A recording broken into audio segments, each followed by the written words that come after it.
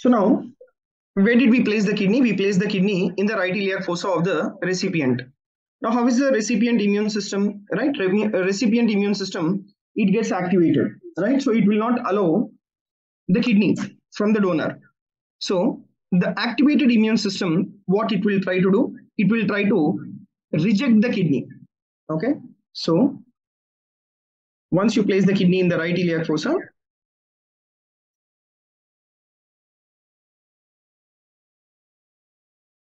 there will be onset of the rejection. Now, what are the various forms of rejection? So if you take the various forms of rejection, that includes hyperacute rejection, right? Then we have acute rejection, and then we have chronic rejection.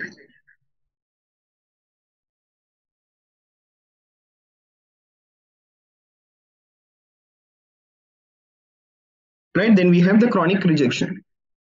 So you take this hyperacute rejection. Hyperacute rejection, it is the rejection which occurs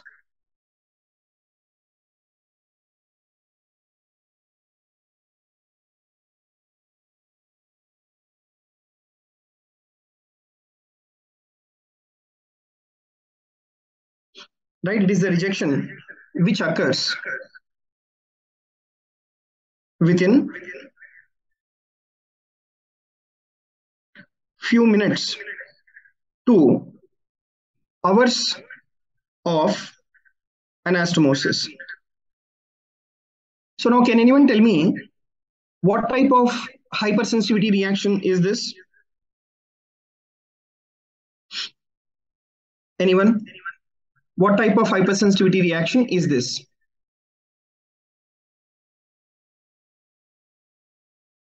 Any one of you?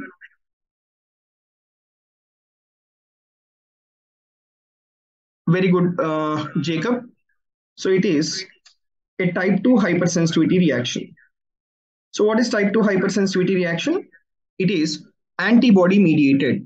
It is antibody mediated, right? Soumya and as well as Kamal Nathan. What is type 1 hypersensitivity reaction? Type 1 hypersensitivity reaction is allergic. That is IgE mediated hypersensitivity. Okay, here you don't have allergic mediated. It is antibody mediated rejection. Okay, now you take acute rejection. Acute rejection is that which occurs in first 6 months of, so this is the one which is occurring within few minutes to hours. Now, acute rejection is that which occurs within or occurs in first 6 months of surgery.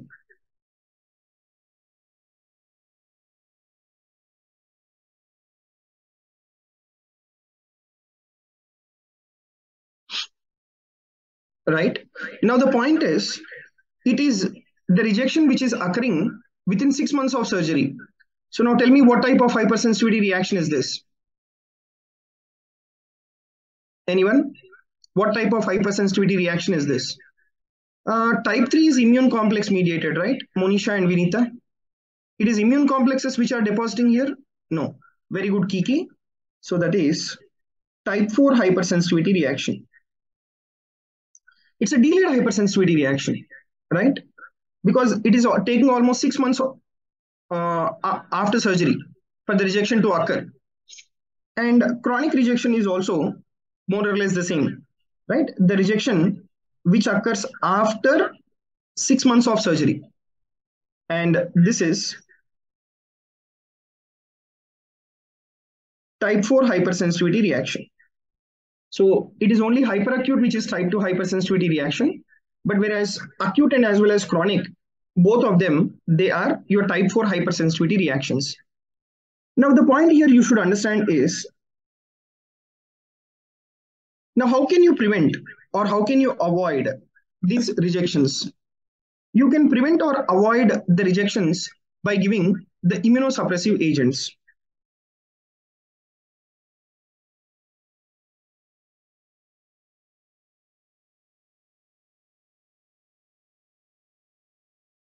right? To prevent the rejection, we give the drugs like cyclosporin, then azathioprine, right? And then you need to give prednisolone.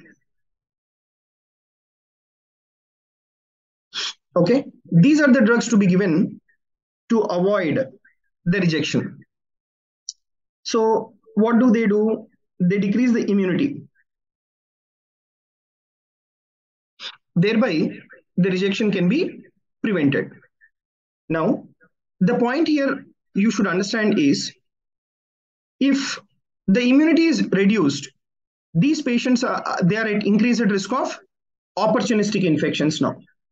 So, what are the opportunistic infections?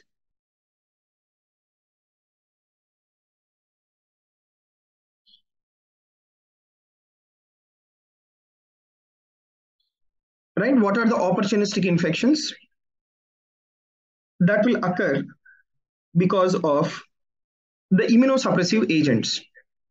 Within 1 month of giving the immunosuppressive drugs, the opportunistic infection that can occur is it is the opportunistic infection with MRSA, that is methicillin resistance Staphylococcus aureus. And another important infection is herpes simplex infection.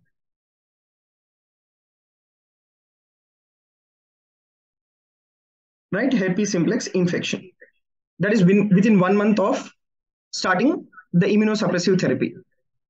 Then, within 1 to 6 months,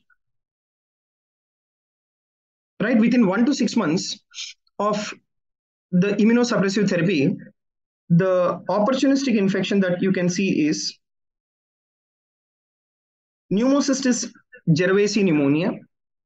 Then the other infections include cytomegalovirus, hepatitis B virus, and then the hepatitis C virus. Right? These are the opportunistic infections that will occur within 1 to 6 months of the starting immunosuppressive therapy.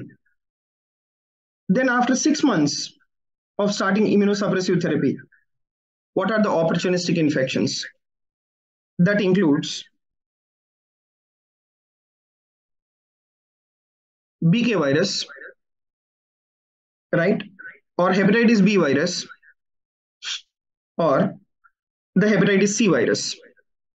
Okay. So these are the opportunistic infections that will develop or appear after the starting of immunosuppressive drugs, right? And you take the very important question: what is the most common virus? Right? What is the most common virus, or what is the most common viral infection? Right? Most common viral infection complicating solid organ transplantation.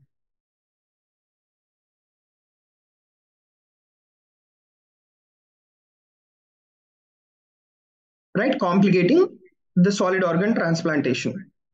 The most common viral infection complicating the solid organ transplantation is a very important multiple choice question, that is cytomegalovirus, right? And what is the most common cancer?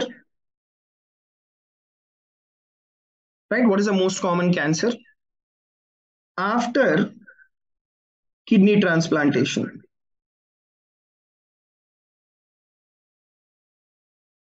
Most common cancer after kidney transplantation is the cutaneous malignancy, that is the skin cancer. And that is about your kidney transplantation. You need to be very much aware of what is the cause of death in patients who are undergoing dialysis.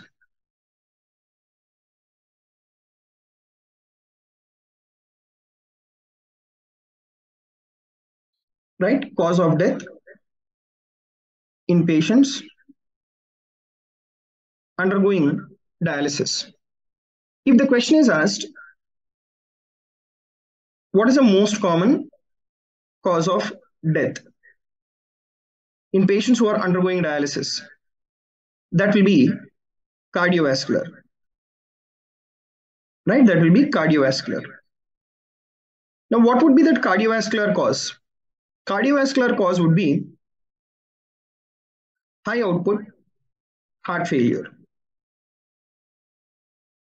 right? High output heart failure. Okay. So if you go back to the cardiology, like, can you tell me how do we classify the heart failure? The etiology of the heart failure is being classified based on anyone? The etiology of the heart failure is classified based on ejection fraction. Very good. So accordingly, we classify it as heart failure with preserved and heart failure with reduced ejection fraction. Okay. Now, when you call preserved ejection fraction,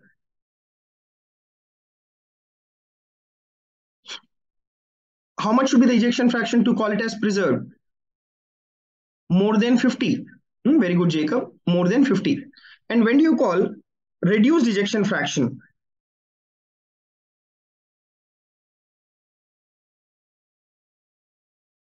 How much should be the, yeah, very good, Jacob. It should be less than 40%. Less than 40%. You take the high output heart failure. Can anyone tell me high output heart failure comes under which type of heart failure? Does anyone remember? In which type of heart failure does this high output heart failure or hyperdynamic states? Very good, Jacob.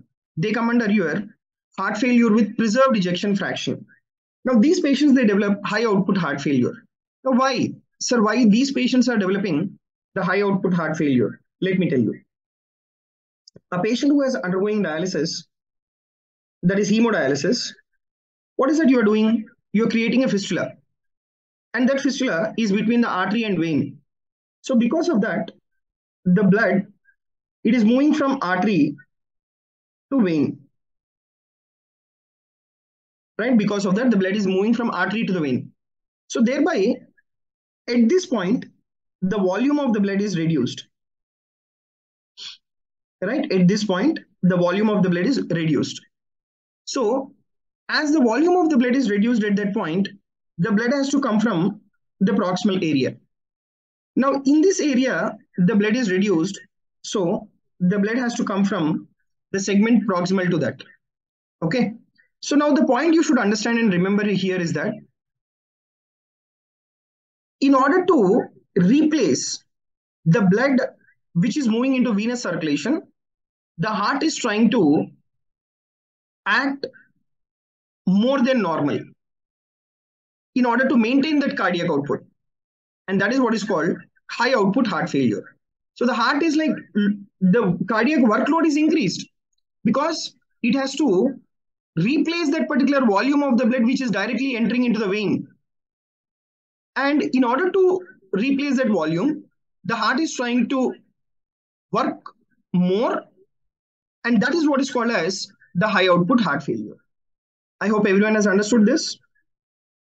Yes, all of you, did you understand why it is high output heart failure? Okay. Now, you should know why the complication, most common cause of death,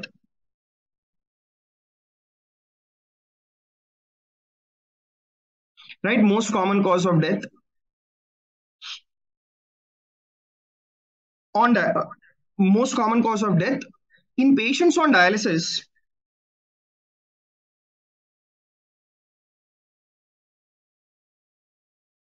Right, in patients on dialysis for acute renal failure. Right, for acute renal failure, most common cause of death in patients on dialysis for acute renal failure. That will be infections.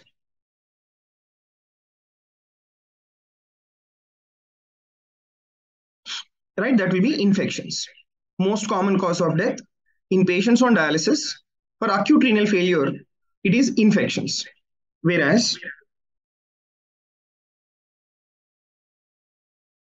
most common cause of death in chronic dialysis patients,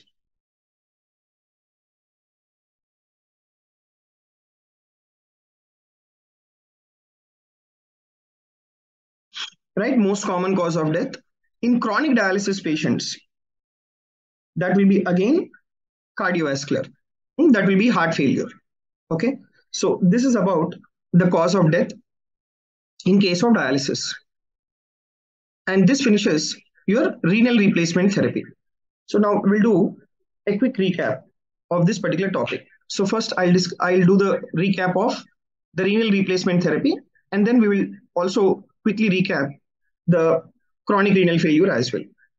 So renal replacement therapy is of two forms. One is your dialysis and the other one is kidney transplantation. So if you take the dialysis, we have two forms. One is your hemodialysis and the other one is the peritoneal dialysis. And when will you do this dialysis? When the GFR is less than 15. And the hemodialysis, if you observe, in order to do hemodialysis, you need to create a fistula. And this particular fistula is between the radial artery and cephalic vein. And the purpose of creating the fistula is mainly to decrease the incidence of thrombophlebitis. And the name of the fistula is being given in the name of the, or in the honor of the Italian doctor, that is Simino Brisia fistula. And the principle of the dialysis is facilitated diffusion. And the most common complication of dialysis is hypotension, and most common complication of recurrent hemodialysis is accelerated atherosclerosis. And these patients, because of accumulation of amyloid beta 2 protein, they will develop dialysis dementia, because this amyloid beta 2 protein will cross the blood-brain barrier and accumulate in the brain, resulting in dialysis dementia. And this amyloid beta 2 protein can also accumulate in the flexor retinaculum, resulting in carpal tunnel syndrome. And the other point is there can be loss of pantothenic acid, resulting in peripheral neuritis. Then we were discussing the peritoneal dialysis. In the peritoneal dialysis, the rate of dialysis is slow compared to hemodialysis. And you can do peritoneal dialysis even at the home. And the solute removal, it is against the concentration gradient. Both of them, it is same. And the membrane, in peritoneal dialysis, it is the semi-permeable membrane. Sorry, in peritoneal dialysis, the peritoneum itself will be acting as a membrane. In hemodialysis, it is a semi-permeable membrane. Right? And what is the method? The peritoneal dialysis, we place the indwelling catheter in the peritoneal cavity and we infuse the dialysate containing dextrose. And that is being taken out after a while, which is containing the impurities. Whereas in hemodialysis, the line from the vessel is connected to the artificial kidney, that is your dialyzer machine. And next important form of renal replacement therapy is kidney transplantation. And the kidney transplantation that you need to do is allogenic kidney transplantation has to be done. Right? Allogenic kidney transplantation means like in the first degree relative. And whenever you are doing this kidney transplantation, the HLA matching and blood grouping is important. HLA matching, the gene is located on chromosome 6. And blood grouping, the gene is located on chromosome 9. The donor and recipient, both of them have to be tested. The donor have to be tested for HIV, HBV, HCV, CMV. And recipient have to be tested for Doppler to rule out renal artery stenosis. And left kidney of the donor has to be taken off. And why? Because left renal vein is longer and that has to be placed in the right iliac fossa of the recipient. Right. So, and once you do the placement in the right iliac fossa, immediately there is chance of rejection. The hyperacute rejection, it is type 2, which occurs within few minutes and hours of anastomosis. Acute within 6 months and chronic after 6 months. And both of them are type 4 hypersensitivity reaction. And to prevent the rejection, you need to give the immunosuppressive agents, cyclosporin, azathioprine, and prednisolone. And these immunosuppressive agents, whenever you are giving, there is chance of opportunistic infections. Within 1 month, it is the infection with MRSA, and it is herpes simplex infection. And within 1 to 6 months, it is pneumocystis jirovecii pneumonia. And the viruses are cytomegalovirus, HBV, and HCV. And after 6 months, it is the aspergillus or the HBV and HCV virus. And what is the most common viral infection complicating the solid organ transplantation is cytomegalovirus. And most common cancer after kidney transplantation is the skin cancer. So that is about your renal replacement therapy. Then we were discussing before this about the chronic renal failure. So chronic renal failure, we define it based on the GFR. If the GFR is reduced less than 60, along with that proteinuria is there for consecutively 3 months, that is suggestive of chronic renal failure. And the guidelines is like KDIGO guidelines. And based on GFR, we grade it into 1, 2, 3. And 3 is again 3A and 3B, and then 4 and 5. You take grade 1, GFR is like more than 90, but there is kidney damage. The GFR is maintained normal. And grade 2 is that where there is kidney damage with the GFR 60 to 89, 3A 45 to 59, 3B 30 to 44, whereas in grade 4, GFR is 15 to 29, and in grade 5, the GFR is less than 15. So this is about the grading of the chronic kidney disease that is based on your GFR value. And based on the albumin or albuminuria, we grade it as A1, A2, A3. So A1, the albuminuria is like less than 30 milligrams per grams. A2 is 30 to 300 milligrams per grams. A3 is that where the albuminuria is more than 300 milligrams per grams. And stage 1 to 4, the individual will be asymptomatic. And stage 5, the individual will be symptomatic, which we call it as uremic syndrome. And most common cause of chronic renal failure will be diabetes mellitus. Then we have glomerular causes, tubulointerstitial, cystic, obstructive nephropathy, and vascular diseases. And the clinical features you will have because of increase in fluid levels, decreased urine output, increase in urea levels, and they'll have renal osteodystrophy because of secondary hyperparathyroidism, growth retardation, metabolic acidosis, anemia, increased chance of infection because of defective granulocytes, and abnormal or thrombocytopenia will be there that will cause bleeding tendencies. Cardiovascular, they'll have hypertension. Hyperlipidemia will be there because of decrease in lipoprotein lipase activity. And the cardiovascular, they will also develop pericarditis and as well as cardiomyopathy. Genitourinary, these patients develop impotency and isostenuria. And neurological, they'll also have peripheral neuropathy. And very important is the difference in AKI and chronic kidney disease. The size of the kidney is very important. In AKI, it is normal. CKD, there will be small kidneys, except for your polycystic kidney diseases and many other conditions like multiple myeloma and infiltrative disorders. Treatment, if you observe, the very important part of the treatment in chronic kidney disease is keeping the HbA1c levels less than 7. And one more important examination findings is the nails, right? We have what is called half and half nails. That's called Lindsay's nail, okay, where the proximal half is pale and distal half is dark. And you take the HbA1c levels, it should be less than 7. And blood pressure should be completely under control, that is less than 130 by 80. And in order to keep the HbA1c less than 7%, you need to give insulin. Cholesterol control, you need to give statin. And LDL should be kept less than 70 milligrams per deciliter. Vitamin D should be supplemented in order to elevate the calcium levels. Cinacalcet like calcium mimetic should be given to prevent the parathormone release. And for anemia, we give erythropoietin that is subcutaneously given. The type of anemia is normocytic normochromic anemia. And the formulations that we have is epoetin alpha and as well as the darbepoetin alpha. Okay. So this is about your chronic renal failure and as well as the renal replacement therapy, right? Next.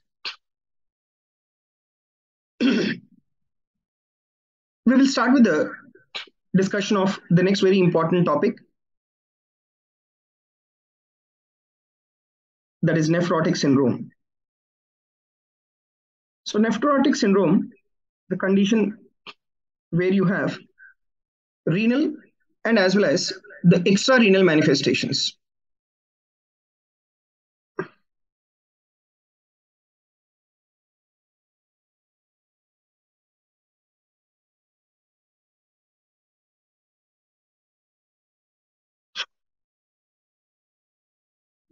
Now, what is the renal manifestation in these patients?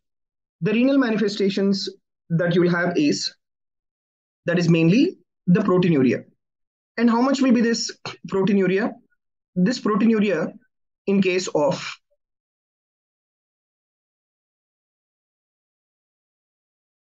right?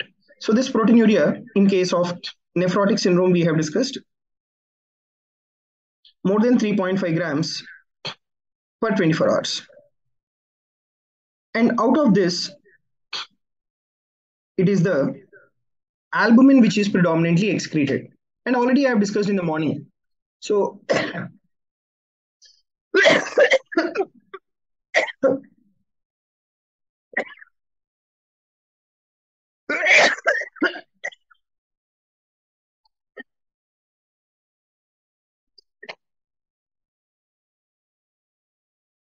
why predominantly albumin is getting excreted out? Anyone? Why predominantly albumin is getting excreted out? Yeah, so because the albumin has only one barrier now, that is charge. Size is not a barrier for that. So these patients, they'll have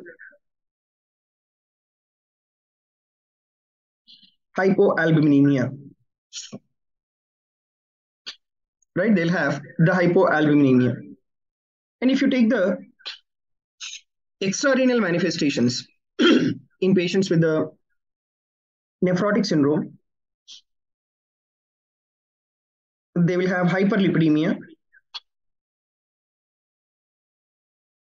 There will be lipiduria.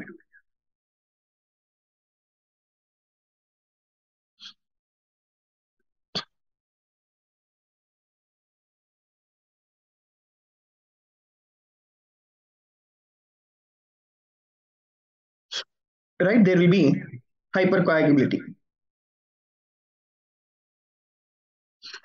Right? There will be the hypercoagulability. So these are the extrarenal manifestations. And you should understand why you have these manifestations. Now, what is the site where albumin is synthesized? Yes, site of albumin synthesis, that is liver. Now, once your hypoalbuminemia develops, liver will try to increase the synthetic capacity.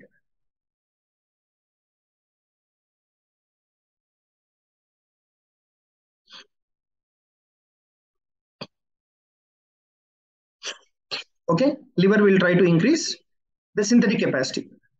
And what will be the synthetic capacity of the liver? Not only albumin, liver will also try to synthesize the other substances as well. What are those?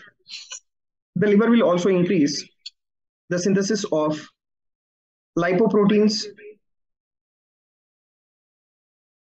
right? And liver will also synthesize or will increase the synthesis of the coagulation factors.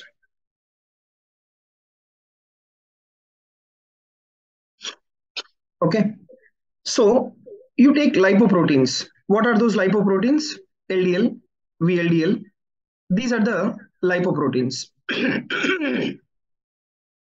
And what these lipoproteins will do now? These lipoproteins will take the lipids from the body and they throw to the periphery. And that will result in the hyperlipidemia. And once there is hyperlipidemia, the lipid will start filtering from glomerulus to the Bowman's capsule. And once the lipid starts filtering from glomerulus to the Bowman's capsule, from the Bowman's capsule, the lipids will enter into the tubule and the lipids will start appearing in the urine. And that will result in what is called lipiduria. So basically what is happening here, the threshold for the lipid absorption is lost. And thereby there is lipiduria. So you have the presence of the oval fat bodies. You have the presence of the oval fat bodies. And why is that they are having hypercoagulability? That is because of increase in the synthesis of the coagulation factors. Okay. Once the coagulation factor synthesis is increased, right? What will happen? There will be definitely the hypercoagulability, right? So this is about why they will be having the hypercoagulability. And you take this lipiduria. What are the other conditions where actually what is the investigation of choice now for nephrotic syndrome? The conditions where the investigation of choice is the 24-hour urinary proteinuria, and that should be more than 3.5 grams per 24-hour period. Then, what is the differential diagnosis for lipiduria? I have discussed this in the urine analysis also. What are the conditions where you have the presence of oval fat bodies? Check your notes of urine analysis and please tell me, what are the conditions where you'll have the oval fat bodies apart from nephrotic syndrome?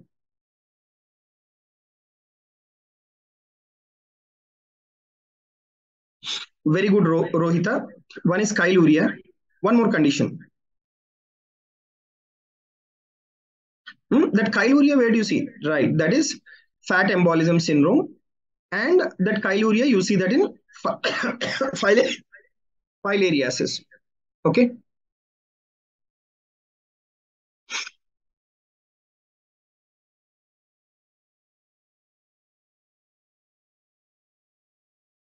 Right. And the proteinuria here is almost more than 3.5 grams per 24 hours.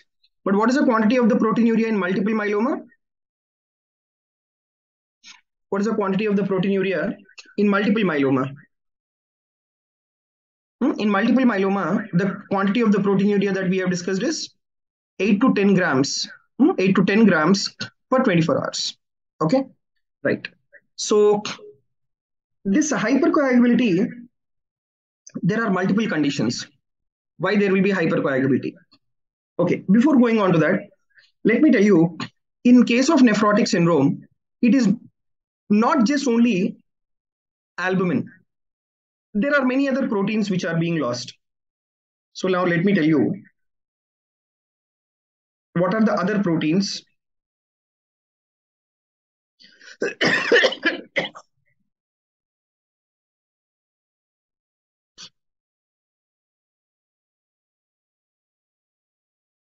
Right, what are the other proteins excreted in urine in patients with nephrotic syndrome? The other proteins which are being excreted is transferrin,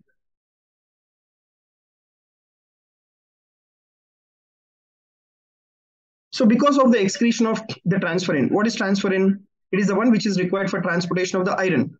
So for the excretion of the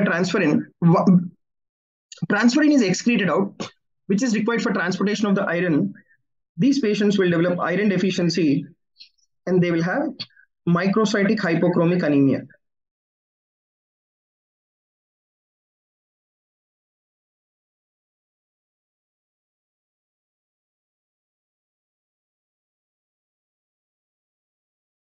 Right, they will develop microcytic hypochromic anemia.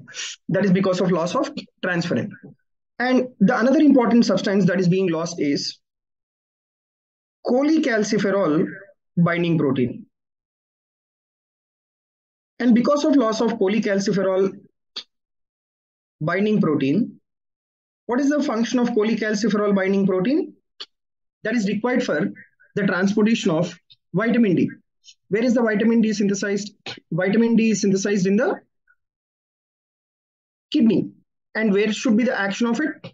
The action of your cholecalciferol binding protein, it is required in the intestine. And for transportation from the kidney to intestine, you require cholecalciferol binding protein. And if there is loss of this cholecalciferol binding protein, these patients will develop hypocalcemia. And there can be also, along with albumin, there can be also loss of thyroxine binding globulin. And because of loss of thyroxine binding globulin, these patients, they develop thyroid abnormalities.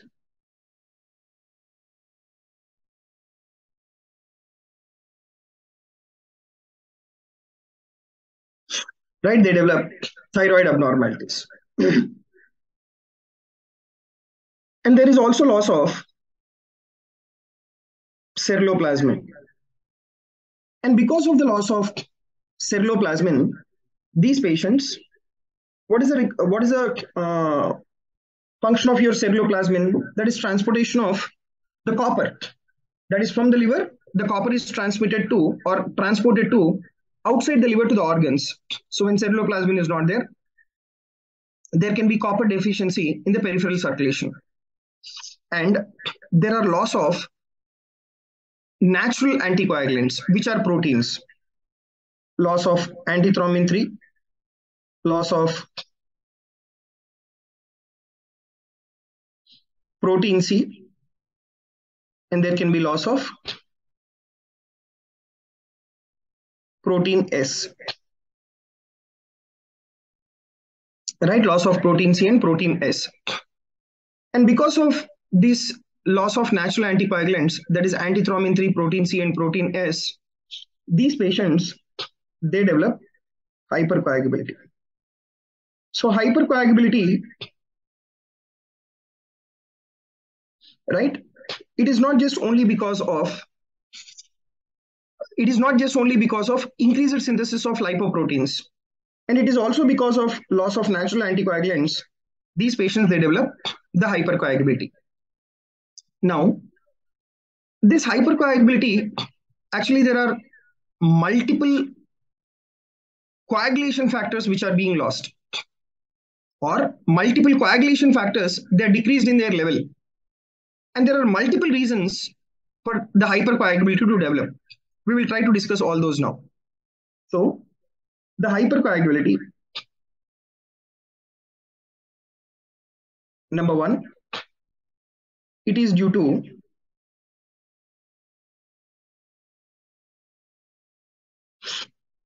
increased synthesis of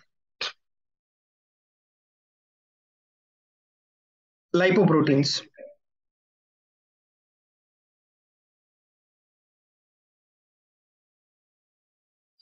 Right? Increased synthesis of lipoproteins. LDL, VLDL, they're all increased in their synthesis. And that will cause hypercoagulability.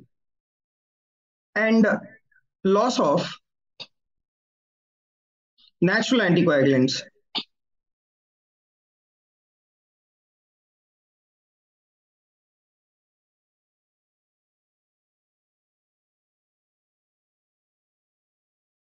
Right? So, what are these natural anticoagulants? That is your protein C, protein S, and antithrombin 3. So, loss of natural anticoagulants, even that will result in the hypercoagulability. And there is also increase in the synthesis of coagulation factors. Okay? Right? So, I have said you that there is hypercoagulability. What are the coagulation factors which are excessively synthesized? So there is increased synthesis of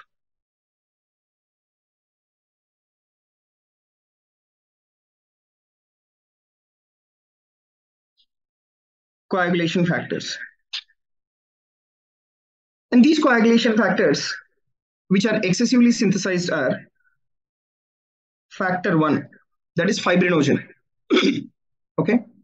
Then there is also increase in the synthesis of factor 5, which is nothing but, what is factor 5? That is labile factor. And there is also increase in the synthesis of factor 7, that is stable factor. And there is also increase in the synthesis of factor 8, that is the anti-hemophilic factor. Okay. And there is also increase in the synthesis of factor 12. What is that factor 12? That is Haseman's factor. And there is also increase in the synthesis of factor 13. That is nothing but your fibrin stabilizing factor. Okay. So these are the coagulation factors which are excessively synthesized, right? And that can contribute to your hypercoagulability. And the other reason for the hypercoagulability is platelet aggregation and platelet activation.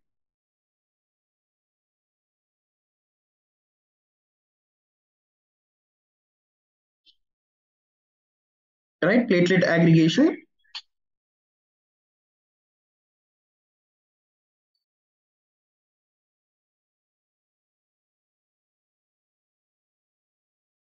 and the platelet activation. Okay. So that is another reason why there will be hypercoagulability, platelet aggregation and platelet activation. And the other thing is, whenever there is a clot formed, please remember this, whenever there is a clot formed, the clot will undergo fibrinolysis. And this fibrinolysis is by a substance called plasminogen. This plasminogen, it has to be converted to plasmin. Right? Plasminogen is converted to plasmin. And if there is, and it is the plasmin which will cause fibrinolysis. And this plasminogen is converted to plasmin by a substance called tissue plasminogen activator. Okay, so plasminogen and tissue plasminogen activator. These are the two substances which are required for the clot lysis if there is clot formation. Now, in patients with nephrotic syndrome, what will happen is there will be decrease in the plasminogen levels, and there will be also decrease in tissue plasminogen activator levels. So all of these factors will contribute to hypercoagulability in patients with the nephrotic syndrome. Okay, so in nephrotic syndrome, what is the investigation of choice? That is 24-hour urinary proteinuria, right? And the other features are, it is predominantly albumin which is excreted out, resulting in hypoalbuminemia, right? And followed by that, the other important findings or the other important features are that there will be hyperlipidemia, there will be hyperlipiduria, and there will be hypercoagulability, right? And I have explained you each and everything,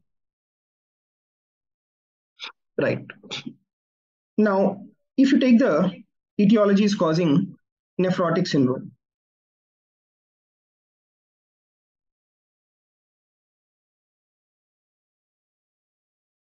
what are all the conditions which will cause nephrotic syndrome?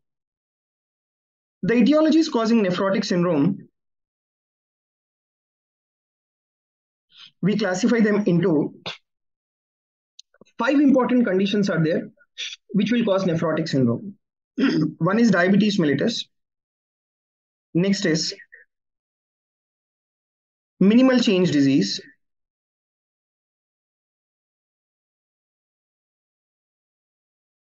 Third important is focal segmental glomerulosclerosis.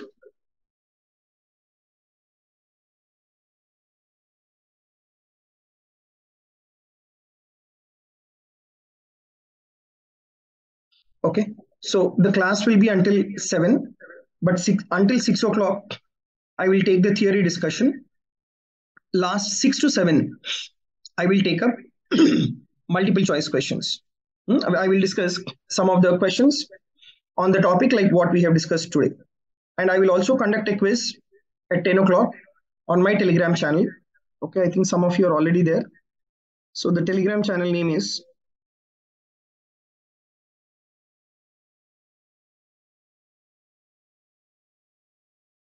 Medicine Made Easy by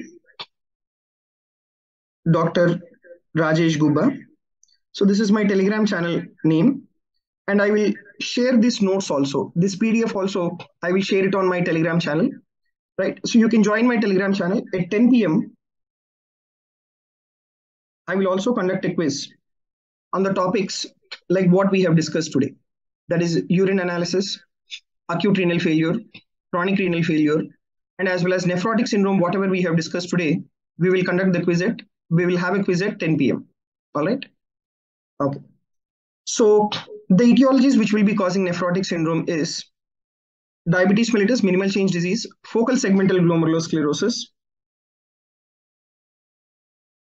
Then we have membranous glomerulonephritis. Then lastly, amyloidosis.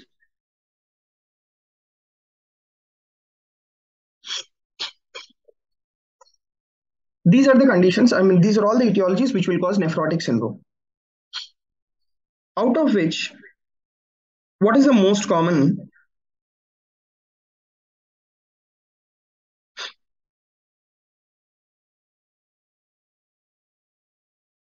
Right, what is the most common systemic condition that will be responsible for the development of nephrotic syndrome is diabetes mellitus. Diabetes mellitus is the most common systemic condition. that will cause the nephrotic syndrome. Whereas you take minimal change disease. Minimal change disease, this is the most common cause of nephrotic syndrome in children, right? Whereas focal segmental glomerulosclerosis, that is the most common cause of nephrotic syndrome in adults. And membranous glomerulonephritis, this is the most common cause of nephrotic syndrome in elderly individuals. Okay, so these are the causes for the nephrotic syndrome, right? Now, let me take up the discussion of the first important condition, that is diabetes. That is your diabetic nephropathy. And this diabetic nephropathy, remember, this is one of the microvascular complication that is observed in diabetes. So can anyone tell me what are all the various? So FSGS is more common than diabetes. No, FSGS is more common. FSGS is more common than diabetes mellitus. FSGS is more common in adults. Definitely, if the question is asked, what is the most common cause of nephrotic syndrome in adults? Then it is focal segmental glomerulosclerosis only. There is no doubt in that. But if the question is asked very specifically by this, most common systemic condition that will be causing nephrotic syndrome, that will be, your answer should be diabetes mellitus. I hope my sentences are clear, Jacob. Most common systemic disease causing nephrotic syndrome, diabetes. Most common cause of nephrotic syndrome in adults, that will be focal segmental glomerulosclerosis. Okay, right. Now, let us take diabetes mellitus. So, this diabetic nephropathy, it is one of the microvascular complication. So can anyone tell me what are all the various microvascular complications? Yeah, so diabetic retinopathy. The other one is diabetic neuropathy and retinopathy. So nephropathy, retinopathy, and then neuropathy. So these three are your microvascular complications. And what are the macrovascular complications? What are the macrovascular complications in diabetes mellitus? Macrovascular complications, that is cerebrovascular accident, peripheral arterial disease, then coronary artery disease. Very good, Vinita. Coronary artery disease. Yes, even Jacob answered that. Okay. Now you take the diabetic nephropathy. Diabetic nephropathy is very common when the HbA1c levels, if they are not maintained within 7%. If the HbA1c levels are more than 7%, that is the point when the individual develops diabetic nephropathy. Then this diabetic nephropathy is more common in type 1 diabetes mellitus and also seen in type 2 diabetes mellitus as well. You take type 1 diabetes mellitus. It takes 5 years for the development of diabetic nephropathy in type 1 diabetes mellitus if the HbA1c is more than 7%. But whereas in type 2 diabetes mellitus, it takes almost 20 years. It takes almost 20 years for the development of diabetic nephropathy if the HbA1c is more than 7%. Okay.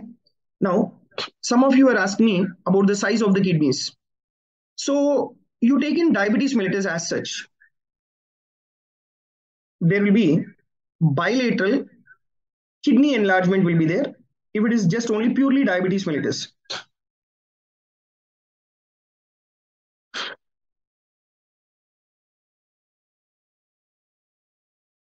Right, bilateral kidney enlargement will be there. But if it is diabetic nephropathy,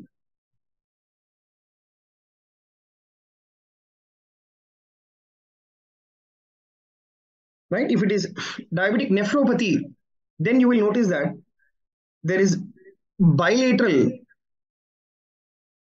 kidney size decreases, right? Bilateral kidney size is decreased if it is diabetic nephropathy. Okay.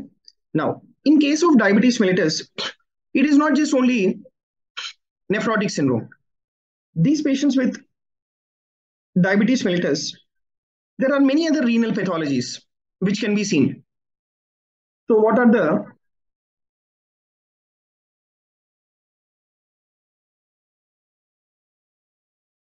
other renal pathologies that can be seen in diabetes mellitus? That includes papillary necrosis,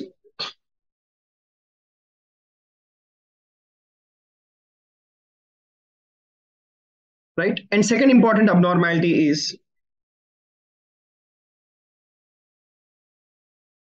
chronic interstitial nephritis,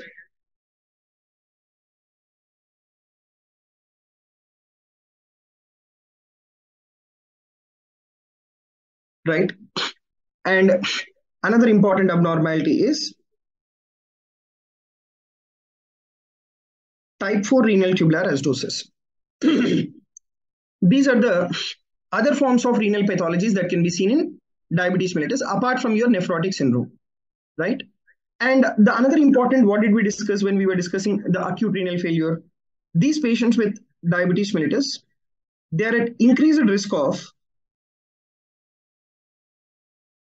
contrast-induced nephropathy. These patients, they are at increased risk of the contrast-induced nephropathy. Okay, that is about the diabetes and associated renal abnormalities. Now, when both type 1 and type 2 diabetics, when both of them are developing diabetic nephropathy, and I said you in the chronic renal failure, the diabetic nephropathy, that is the most common cause of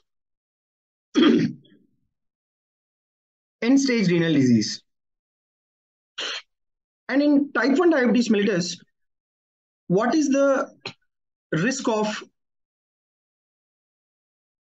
development of nephropathy after 20 years period? Type 1 diabetes mellitus, there is increased risk of development of diabetic nephropathy. And you know, almost 30 to 40% of patients, there is chance of development of diabetic nephropathy after 20 years. Whereas type 2 diabetes mellitus, the chance of development of diabetic nephropathy is around 15 to 20% after 20 years period.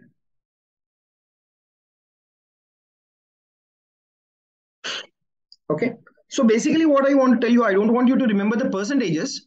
What I want to tell you is type 1 diabetics, they are at increased risk of development of diabetic nephropathy then compared to that of your type 2 diabetics, right? So that is what is the endpoint discussion. I just wanted to make it for you.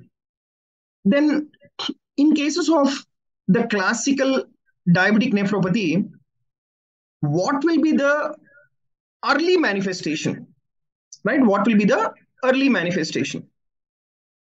So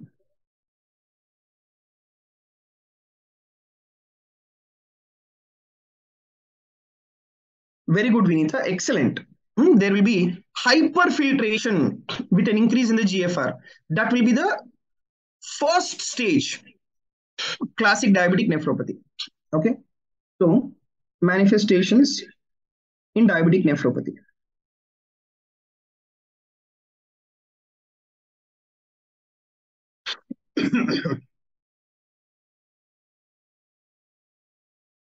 In the first stage of the classic diabetic nephropathy,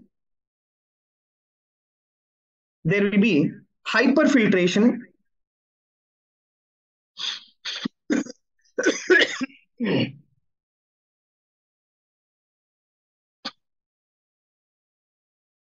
right? There will be hyperfiltration with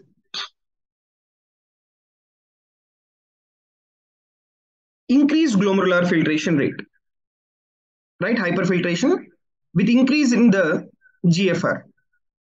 And followed by this,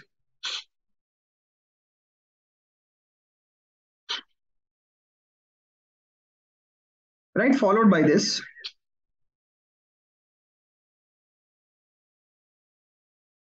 there is microalbuminuria. Okay, and how much will be that? That is, I said you, 30 to 300 milligrams per 24 hours. And with progression, the individual will go into a state of macroalbuminuria.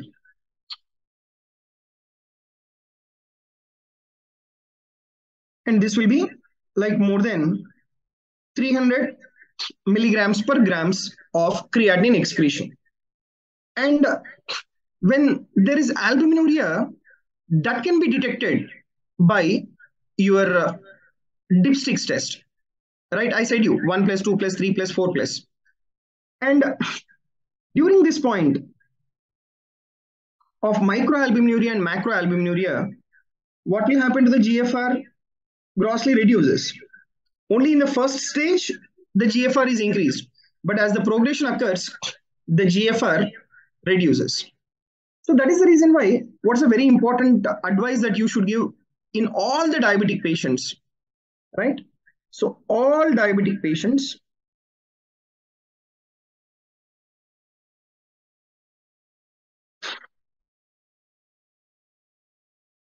right? All the diabetic patients, they should undergo yearly screening for microalbuminuria.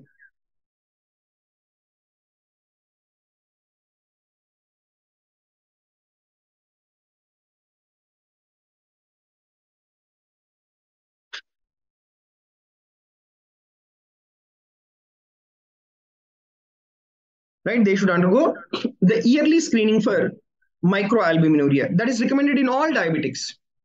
So why is that you are doing this yearly screening for microalbuminuria? Right? The yearly screening of microalbuminuria is being done, that is mainly to detect the disease in early stage.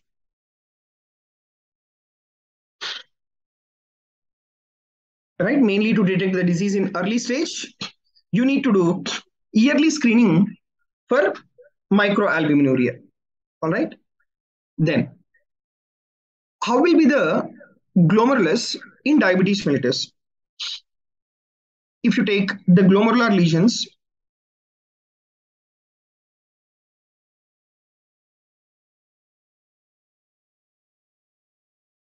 right? Glomerular lesions in diabetes mellitus. The glomerular lesions in diabetes mellitus, we have two forms. One is diffuse glomerulosclerosis, and the other one is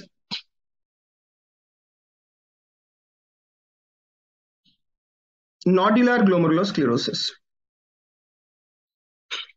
Right? Diffuse and nodular glomerulosclerosis. You take diffuse glomerulosclerosis. Diffuse glomerulosclerosis, right? This is more common than compared to that of nodular glomerulosclerosis. Then what is the pathological change that will appear early in diffuse glomerulosclerosis? The earliest pathological abnormality that you will have is thickening of glomerular basement membrane.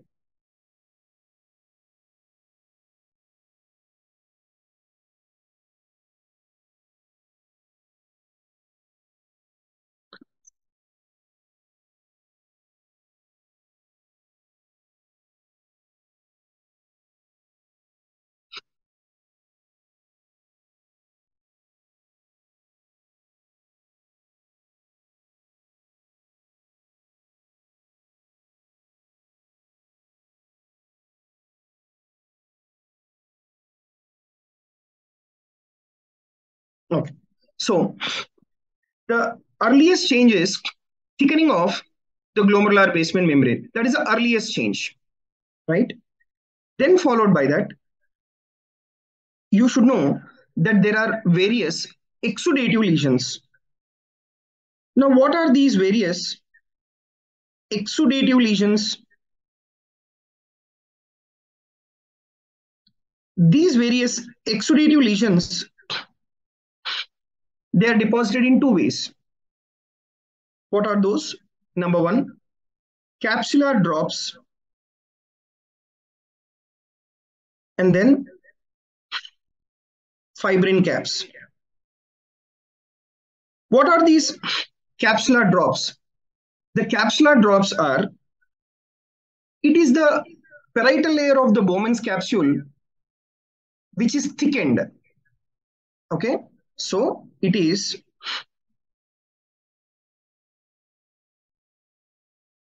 eosinophilic thickening of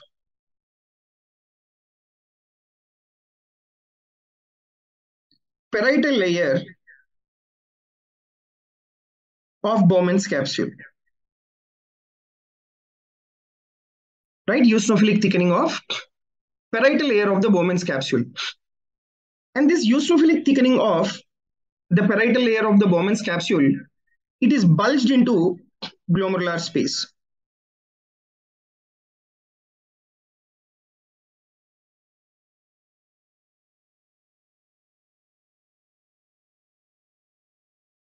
Right, it is bulged into the glomerular space. And you take the fibrin caps. Fibrin caps, right, they are eosinophilic material appearing on the wall of the peripheral capillary.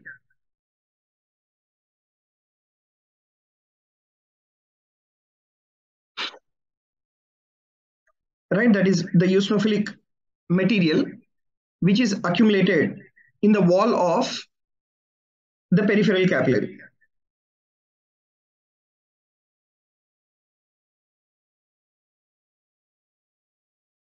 Okay, so that is what is your fibrin caps. That is about diffuse, the changes in the diffuse.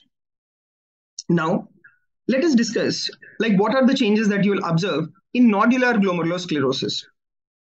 So, this nodular glomerulosclerosis, it is virtually pathognomic of diabetes mellitus.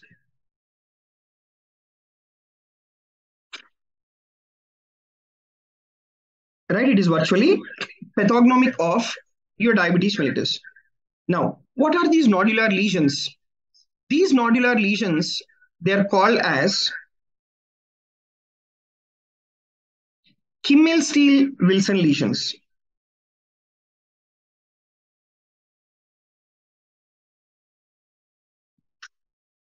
Right, these nodular lesions, they are considered as the Kimmel-Steele-Wilson lesion, or they are called as intercapillary glomerulosclerosis.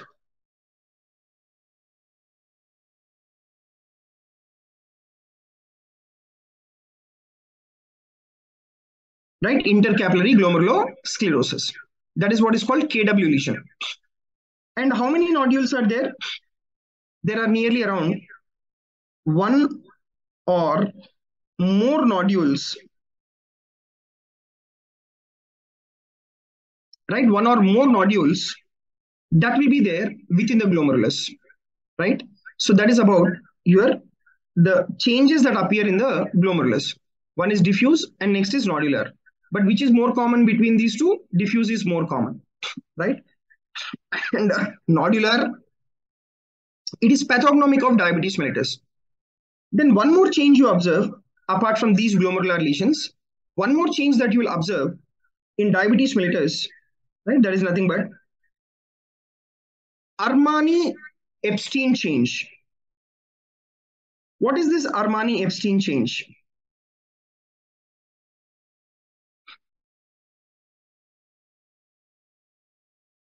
The Armani-Epstein change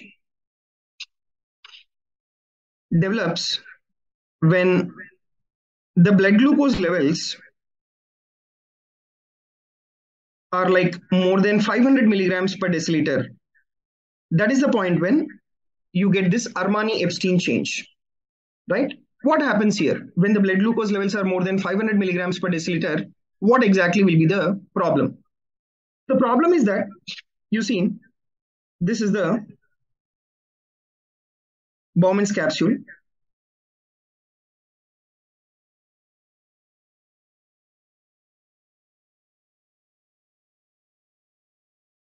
and this is the proximal convoluted tubule. In this proximal convoluted tubule, you have the cells.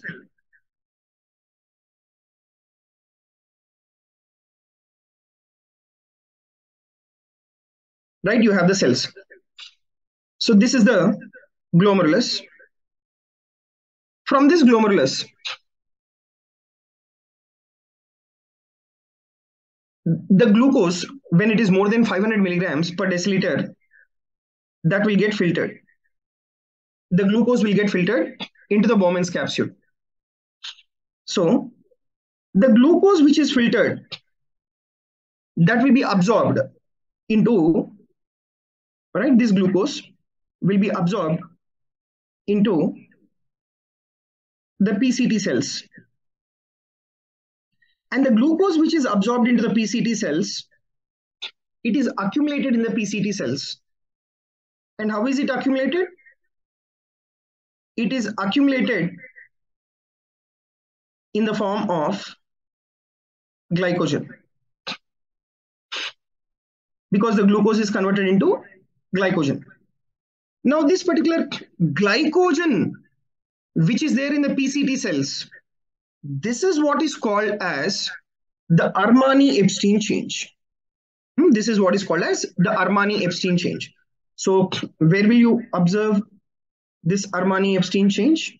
This Armani-Epstein change is observed in the PCT cells. And what exactly is the Armani-Epstein change?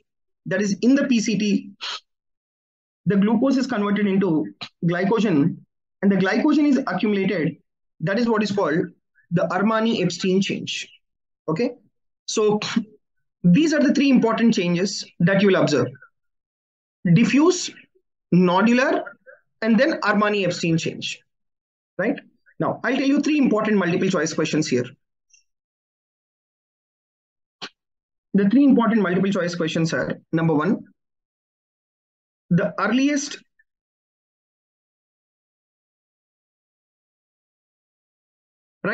earliest morphological abnormality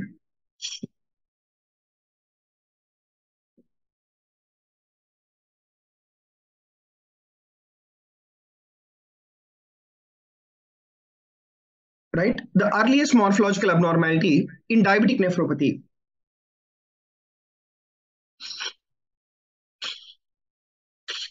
That will be thickening of basement membrane.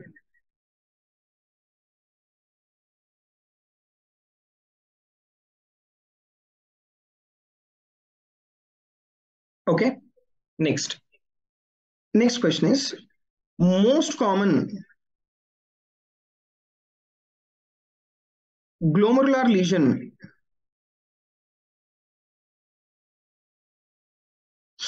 in diabetes mellitus.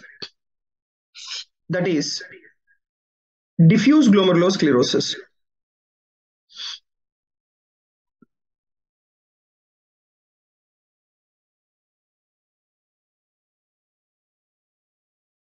Right? And what is the glomerular lesion which is pathognomic in diabetes mellitus? The answer will be KW lesion. That is your Kimmel-Seal-Wilson lesion. Okay, which is nothing but nodular glomerulosclerosis. Right? So these are the changes in your diabetes mellitus in the kidney. Now, how do you treat these patients with diabetic nephropathy?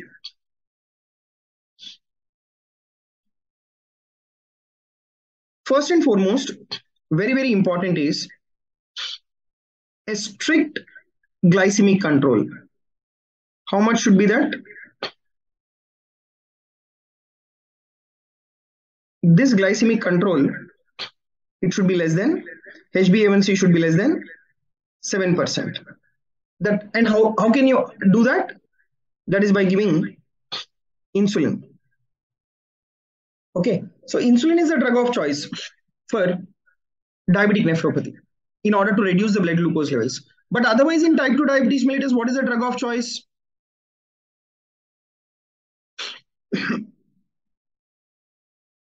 Yes, in type 2 diabetes mellitus, drug of choice is metformin.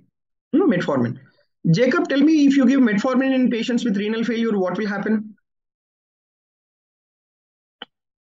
What will happen if the metformin is given in renal failure? Very good, Jacob. There will be development of lactic acidosis. There will be precipitation of the lactic acidosis. Okay. Then next is blood pressure control. So if you take the blood pressure control, how much is the blood pressure that you need to keep? That is less than 130 by 80 millimeters of mercury. And how can you achieve this? That is, you need to give AC inhibitors. Can anyone correlate ACE inhibitors and cardiology? In which cardiac conditions we need to give ACE inhibitors? Any one of you? Hypertension? Okay.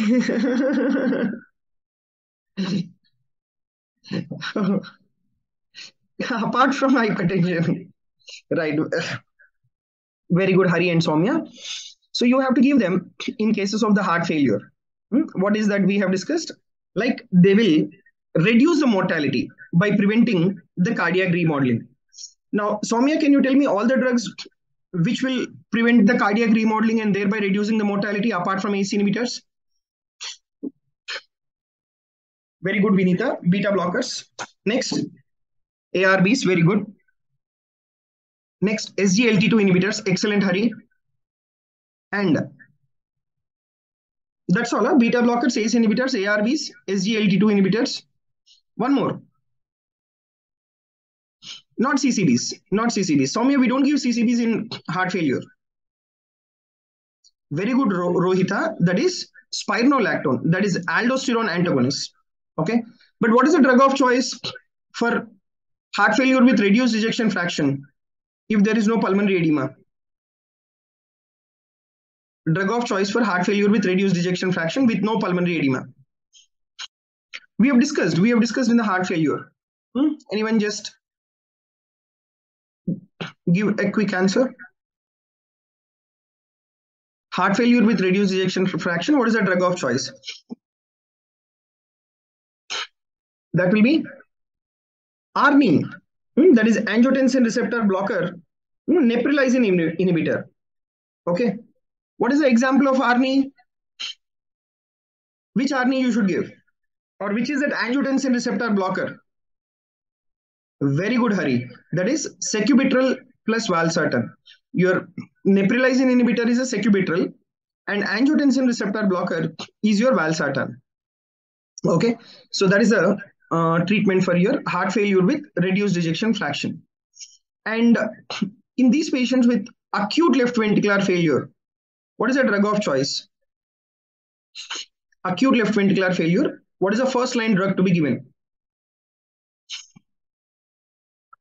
Very good, Soumya. You need to give loop diuretics, that is furosemide should be given, because in acute left ventricular failure the patients will be in a state of pulmonary edema, right? So we need to give the furosemide in these patients. Okay, right. And any other places where we use ACE inhibitors in cardiology? One is your heart failure, the other one is in hypertension. Any other condition where we give the ACE inhibitors? And next is your cardiomyopathies. Of course, yes. Even this cardiomyopathies also, ultimately the individual will end up in the heart failure. In cardiomyopathies also, we give these ACE inhibitors that is mainly to reduce the mortality. Okay. Now, we give ACE inhibitors here in diabetic nephropathy in order to ensure that the blood pressure is under control. And another important point is the ACE inhibitors are given to reduce the proteinuria also. Now, how will these ACE inhibitors reduce the proteinuria? These ACE inhibitors will reduce the proteinuria by reducing intraglomerular pressure.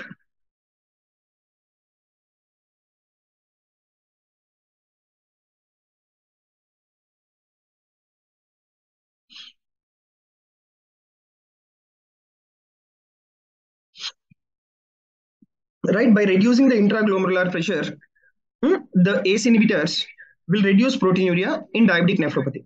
Now, in the kidney, can anyone tell me what exactly is the site of your action of ACE inhibitors? I'm trying to explain you how they will reduce the intraglomerular pressure. Very good, Hari. So they will act at the level of the efferent arteriole. So by acting at the level of the efferent arteriole, you see this. We have discussed the same in acute kidney injury point also. Yeah. So ACE inhibitors, where do they act? They act at the level of the efferent arterioles. So by acting on the efferent arterioles, what is that they are doing? They are inhibiting the angiotensin II formation. Once they inhibit the angiotensin II formation, what will happen? The efferent arteriolar vasoconstriction does not occur. There will be efferent arteriolar dilatation. Once there is efferent arteriolar dilatation, the blood from the glomerulus will enter into the efferent arteriole. So thereby what will happen? The pressure in the glomerulus decreases. So the ACE inhibitors will reduce the intraglomerular pressure and thereby they will reduce the proteinuria. Okay. Next is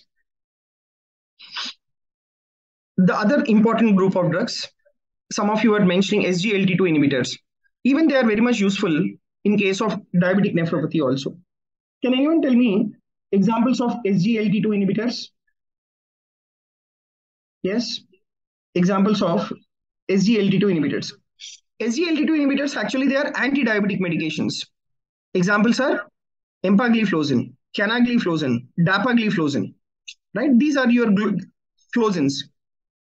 And apart from that, we have DPP4 inhibitor, that is linagliptin. And then we have a GLP-1 receptor antagonist. What are the examples of your GLP-1 receptor antagonist? That is liraglutide. You know, these drugs,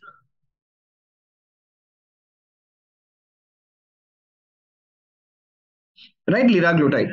So SGLT2 inhibitors, linagliptin, and then liraglutide. So they slow the progression of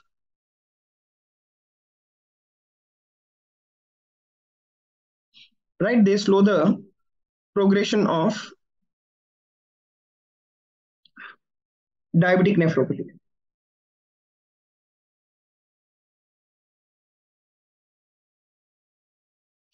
Okay, so that is about the various treatment options that we have in case of diabetic nephropathy, right? So this finishes the topic of diabetic nephropathy, which is the most common systemic disease that is responsible for your nephrotic syndrome. You just revise this diabetic nephropathy. I'll be back in 1 or 2 minutes. Now, we'll try to do the MCQs of the topics like what we have discussed. That is the urine analysis and the acute chronic renal failure and renal replacement therapy, and as well as the same topic. Okay, that is your nephrotic syndrome, whatever we have discussed. Right, because it is the MCQs which will give us an idea like how we have progressed in the preparation. Just give me 1 minute. Right. So before that, I will also do a quick recap of the present topic, that is nephrotic syndrome, that is glomerular diseases. So glomerular diseases, right? I have said you that these patients with nephrotic syndrome, the very important finding is the proteinuria. That is the investigation of choice. And how much should be that proteinuria? More than 3.5 grams per 24 hours. And it is predominantly albumin which is excreted out. That will result in hypoalbuminemia. And because of the hypoalbuminemia, right, what does these patients have? These patients, they will have edema. Because of the hypoalbuminemia, yeah, they will have edema. And what are the extrarenal manifestations? That includes the hyperlipidemia, lipiduria, and as well as the hypercoagulability. And what is the differential diagnosis for lipiduria? That is chyluria. That is, you see that in filariasis and as well as the fat embolism syndrome. And you need to know what are the other proteins which are being lost in the urine. That is, transferrin is lost, that will result in iron deficiency anemia. Cholecalciferol binding protein is lost, that will result in hypocalcemia. Thyroxine binding globulin is being lost, that will result in thyroid related abnormalities. Ceruloplasmin is being lost, that will result in copper deficiency. Antithrombin 3, protein C, protein S is lost, that will result in hypercoagulability. And for the development of hypercoagulability, there are multiple reasons. One is your hyperlipidemia, where there is like increase in lipoproteins, where there is increased cholesterol, increased triglycerides, increased LDL, and increased VLDL. All these will also contribute. And not only that, because of increase in your coagulation factors. What are those coagulation factors? That is factor number 1, that is fibrinogen. Then followed by that, factor number 5, factor number 7, factor number 8, factor number 12, and factor number 13. These are the coagulation factors which are increased. And there will be also decrease in the plasminogen levels, and there will be also decrease in the tissue plasminogen activator levels. All these will contribute to your hypercoagulability.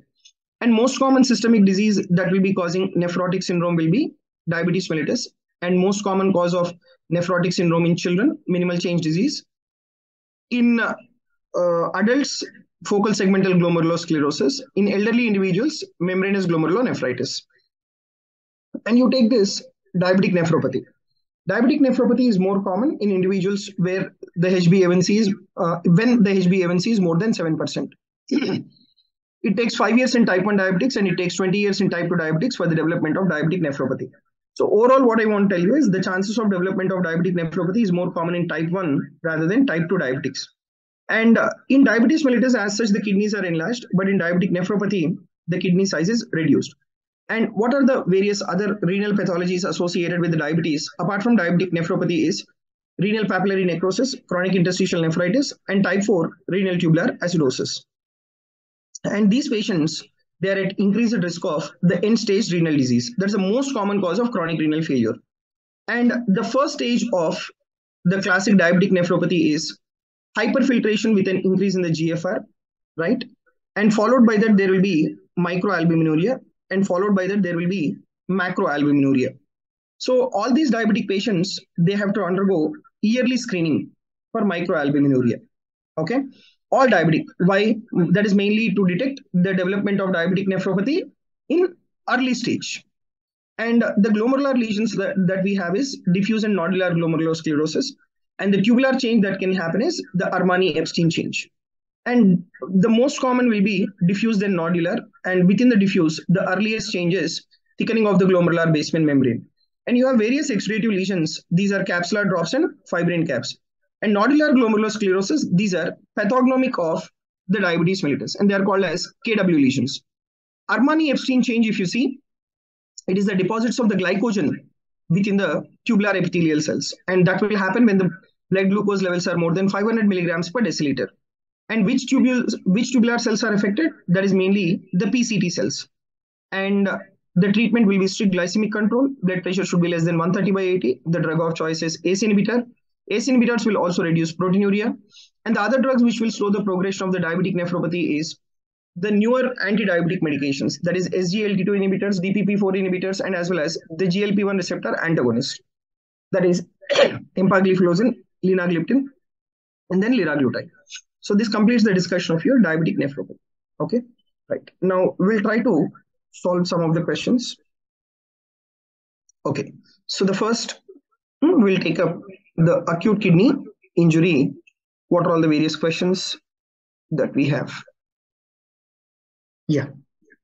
So drug causing acute tubular necrosis as all except. Very good, Jacob. That is rifampicin. Yes. So whoever has answered rifampicin is correct. So calcineurin inhibitors, amphotericin B, aminoglycosides, they are the exogenous toxins that will be causing acute tubular necrosis. Yeah. Prerenal and renal azotemia is differentiated on the basis of yes, that is sodium fraction excretion. So what did we discuss? The FeNA, that is fraction excretion of sodium in the prerenal, it is less than 1, whereas in intrinsic renal, it is more than 1. So based on that, we will differentiate. There are many other parameters as well. Right, yeah. which of the following values are suggestive of acute tubular necrosis? Right. The correct answer is B, second option. The correct answer is B. Because in acute tubular necrosis, urine osmolality we have discussed is around 350 milliosmoles. And urine sodium, yes, it is more than 40 in acute tubular necrosis. Right. And blood urea nitrogen to the plasma creatinine, how much is in acute tubular necrosis? That is less than 10 to 15. Whereas in pre-renal, the value is more than 20. And then urine creatinine to plasma creatinine ratio. How much is that in acute tubular necrosis? I have given you the value. That is, anyone, urine creatinine to plasma creatinine in the acute tubular necrosis. Right. So that is around 10. Okay. Right. Yeah. Pre-renal azotemia is associated with one of the following characteristic feature.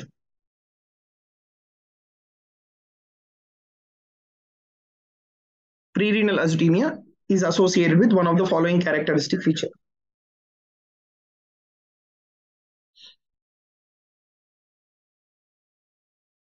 Very good, Hari. So the answer is A. That is urine sodium less than 10 millimoles per liter. Less than 10 millimoles per liter. What about renal failure index? Renal failure index will be less than 1, similar to that of your FeNA value. Whatever is your FeNA value, that is your renal failure index. And what did we discuss about? Yeah, it is the same as FeNA, but the parameter is different, but the values are same. FeNA is also less than 1. Renal failure index is also less than 1 in pre-renal. Whereas in intrinsic renal, more than 1, both the values. Right. And osmolality, if you see, in pre-renal, it is around more than 500. It is not less than 500, more than 500. And urine creatinine to plasma creatinine ratio, like it is, we have discussed, more than 40. More than 40. Okay. So the correct answer is A. That is first option. Right. Which differentiating pre-renal azotemia with acute tubular necrosis favors pre-renal azotemia?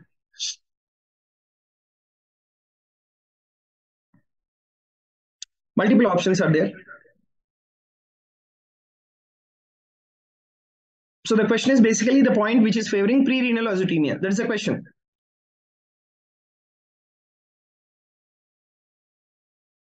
Very good, Hari. So it is both A and as well as B. So urine osmolality more than 500 and urine sodium spot excretion less than 10 ml per liter. And how much is the FeNA in case of pre-renal? Less than 1. 1 to creatinine ratio in FeNA, in pre-renal. 1 to creatinine ratio in pre-renal more than 20, right?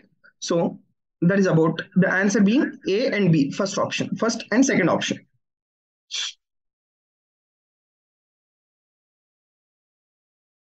Right. So what will be the differential diagnosis for this? What will be the differential diagnosis for this? Hepatic encephalopathy, then uremic encephalopathy, and then carbon dioxide narcosis. 3 conditions.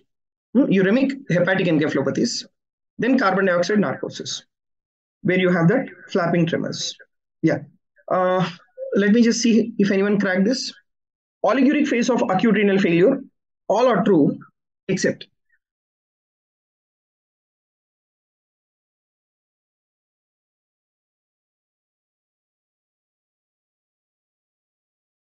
Very good, Vinita. Vinita and Soumya, right. Whoever is answering A, that is correct answer. What did we discuss? In case of renal failure, you will not have hypercalcemia. What is that you will have? You will have hypocalcemia, right? I have also explained you the mechanism. The calcium will precipitate with phosphate. Thereby, there is calcium phosphate formation. The ionic calcium level reduces. Anemia will be there. Why anemia will be there, Vinita? In acute renal failure, why there is anemia? That is because of hemolysis, right? So if there is any hemolytic anemia causing hemoglobinuria causing acute tubular necrosis, that can cause your there can be anemia in acute renal failure. Okay. This we did not discuss, but let me see if anyone can answer. In renal failure, the diuretic phase occurs on.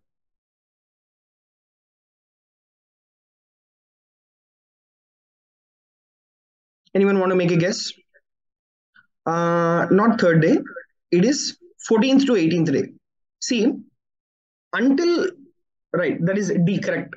So until your second week, you have oliguric phase. After second week, you have the diuretic phase. The diuretic phase is also called recovery phase. Until second week, it is your oliguric phase. Whereas after second week, it is diuretic or the recovery phase. Okay.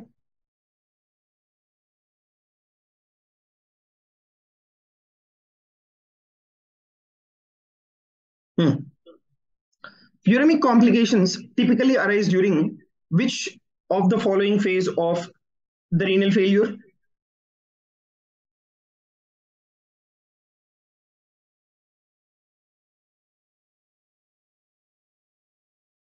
Very good, Vinita. Excellent, Vinita. That is maintenance phase. What is another name for maintenance phase? Maintenance phase, it is also called as the oliguric phase.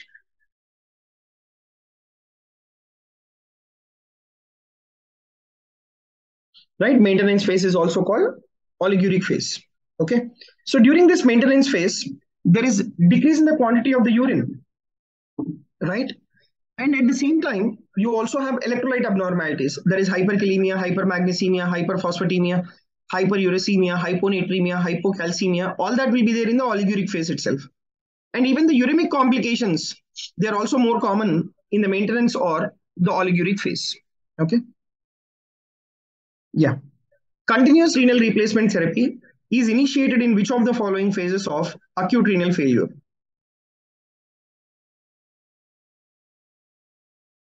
Very good, Hari. So that is B, second option, that is maintenance phase. So continuous renal replacement therapy is what? It's a form of dialysis, right? And when will you do dialysis? You have to do dialysis in the scenario where there is uremic complications. When are the uremic complications? During your maintenance phase or oliguric phase? The answer is B, second option.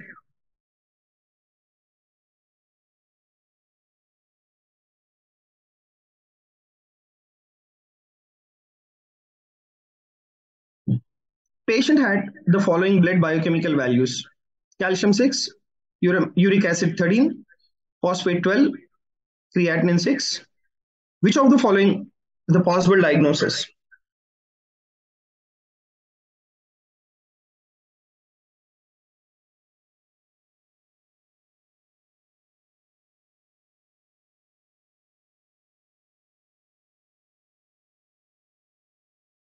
Right, the correct answer is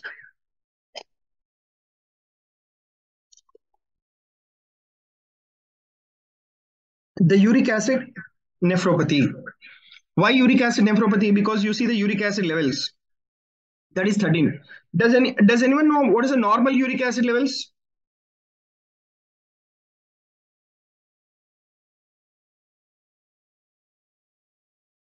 Right, very good, Jacob. So the normal value is 4 to 7 milligrams per deciliter. And this patient is having 13. That is what is responsible for your uric acid nephropathy. And how can you tell it is renal failure? Phosphate levels are elevated, creatinine is elevated, and the calcium levels are reduced. Right. So this was about some of the questions on acute kidney injury. Right. Now let me take up the question, some of the questions on the chronic kidney disease or the chronic renal failure. Some points will be there in your questions. The one which we have not discussed.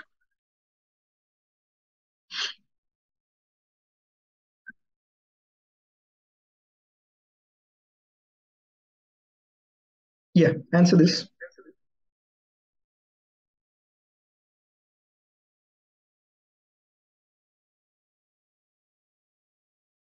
All of the following indicates chronic renal failure with respect to acute renal failure, except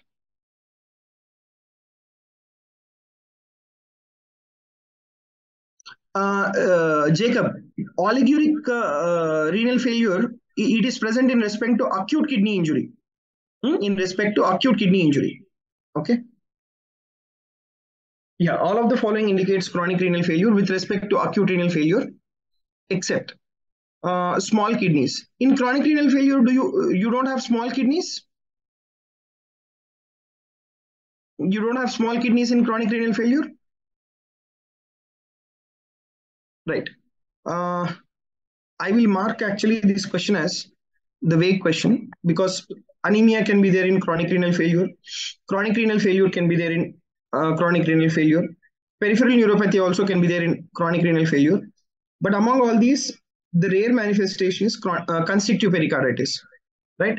But I'm not saying that it will not be there. It will be, but it's a rare manifestation. So if only one option is asked for you to opt, then go with the constrictive pericarditis. Okay? Because the chances of development of pericarditis in case of chronic renal failure, it will be in the form of acute pericarditis rather than constrictive pericarditis. Right. Features of chronic renal failure are all except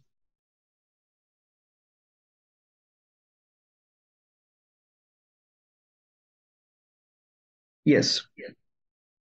So yeah, actually two answers are there, but if opted for only one, then go with hypokalemia, and the other answer will be hypomagnesemia. Right? Because these patients, they'll have what? The hyperkalemia and hypermagnesemia, and impotency and broadcast in the urine can be there. Right. So decrease in GFR is apparent in which of the following stage of? Yes, this is a very important question. In stage 1, the GFR is like more than 90. So you don't have that decrease in GFR. But stage 2, if you observe, the GFR is less than 90. Stage 2, the GFR is less than 90.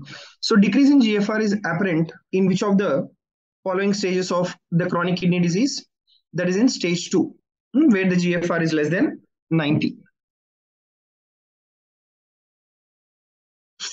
Azotemia occurs when GFR 50% of normal, GFR 80% of normal, GFR 20 to 50% of normal, GFR 25% of normal.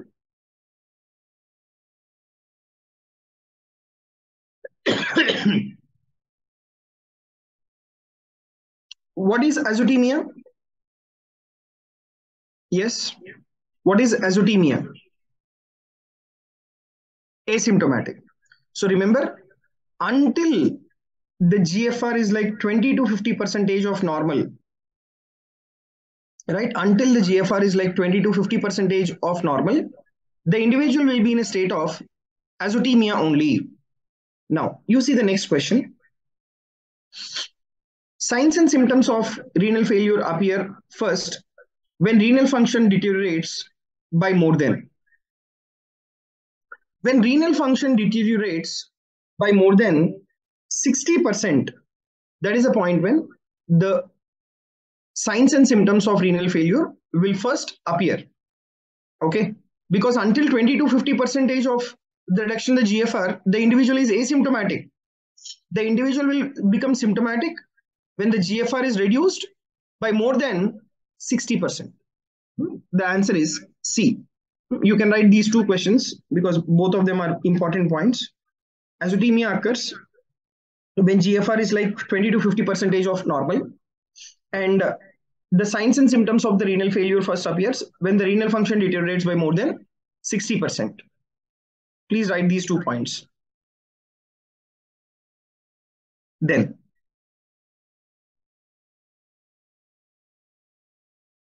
answer this. Overt symptoms of renal failure become evident when renal function deteriorates by more than.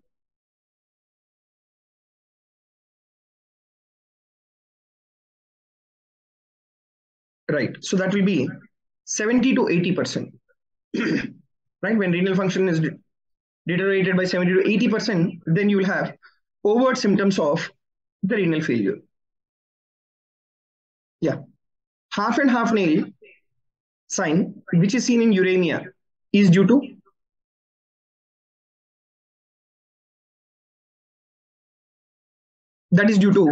increased capillary density in the proximal half of the nails. And what is another name for this half and half nail? What is another name for half and half nail? Very good, Kiki. That is Lindsay's nail. Your GIT is done for you? GIT is over. Hepatology. No. Okay. Does anyone have the idea of like where do you have Terry snail? Terry snail. Terry snail, and we have one more nail called Mukhe snail. Can anyone tell me? Very good. That is in cirrhosis of liver. Very good, Hari. In cirrhosis of liver, you will have the Terry snail, which is white nail, and Mukhe snails or Mukhe nail, that is alternate dark and white bands over the nails. Hari, can you tell me why does the Terry snail and Mukhe nail develop? What is the mechanism? What is the mechanism of? Very good, Vinitha. Hypoalbuminemia. It is because of hypoalbuminemia you have that Terry snail.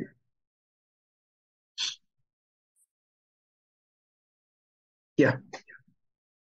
So the question is, a 17-year-old patient referred by his GP after presenting with periorbital edema. The patient noticed the edematous eyes 3 days ago, but reports feeling unwell since throat infection 3 weeks ago with nausea and vomiting in the last week. Urine dipstick is positive for protein and blood, while serum creatinine mildly deranged. What do you think is the most likely diagnosis?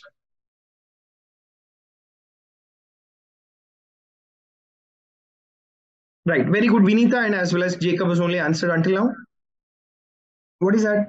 It first of all, in teenage children, the patient noticed edema, right? And 3 weeks ago, he had throat infection with nausea and vomiting. Dipstick positive for protein and blood, both are there. Serum creatinine and urea mildly deranged. What is it suggestive of? What type of glomerulonephritis, Vinitha? Yes, Jacob, what type of glomerulonephritis is that? Very good, Soumya. That is post-streptococcal glomerulonephritis, PSGN. And that is in PSGN, you have the throat infection 3 weeks ago.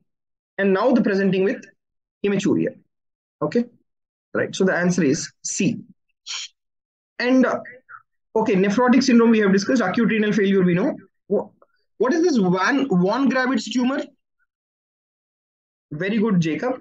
It is otherwise known as the renal cell carcinoma. Jacob, this von Gravitz, is it more common in males or females? Very good. So it is more common in males than females. The ratio is almost 2:1. And from where this von Gravitz tumor will originate is, this von Gravitz tumor, it originates from proximal convoluted tubule. The epithelium of proximal convoluted tubule, that is from where the von Gravitz tumor the originate. And the average age of presentation is around 50 years. The average age of presentation is around 50 years. Yes, answer.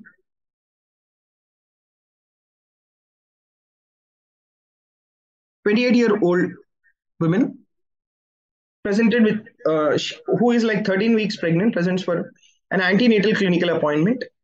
Patient feels embarrassed when asked to provide urine sample and produces enough for a urine dipstick test, only which is positive for leukocytes and nitrites. Patient denies any symptoms. What is the most appropriate treatment in her?"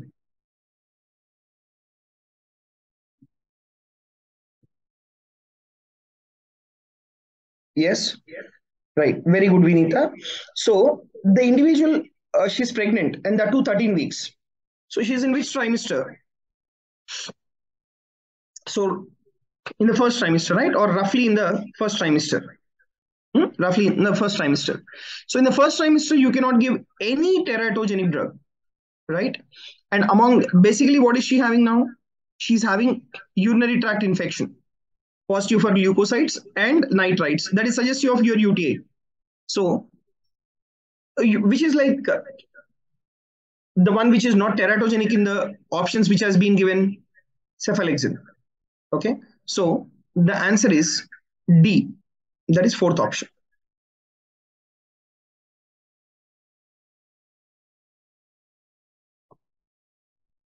Right, 25 or 28-year-old women, patient who is like 13 weeks pregnant, presents to antenatal clinic. Same question, right? Sorry. So 21-year-old women complains of urinary frequency. Yeah, but Jacob, but between these two, which is highly effective, Jacob, between your cephalexin, which is a cephalosporin, and as well as ampicillin, for urinary tract infection, which is more effective, Jacob? That is definitely cephalosporins, then compared to that of ampicillin. Okay, so that's the reason why the answer is being D. Okay.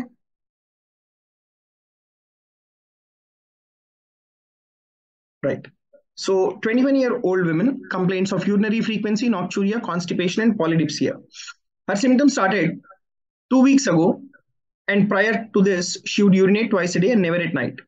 Noticed generalized malaise and same pain in the left flank. Dipstick normal. The most appropriate investigation is. Yes, Vinita, what do you want to do? You want to do serum calcium levels. Okay. Any other?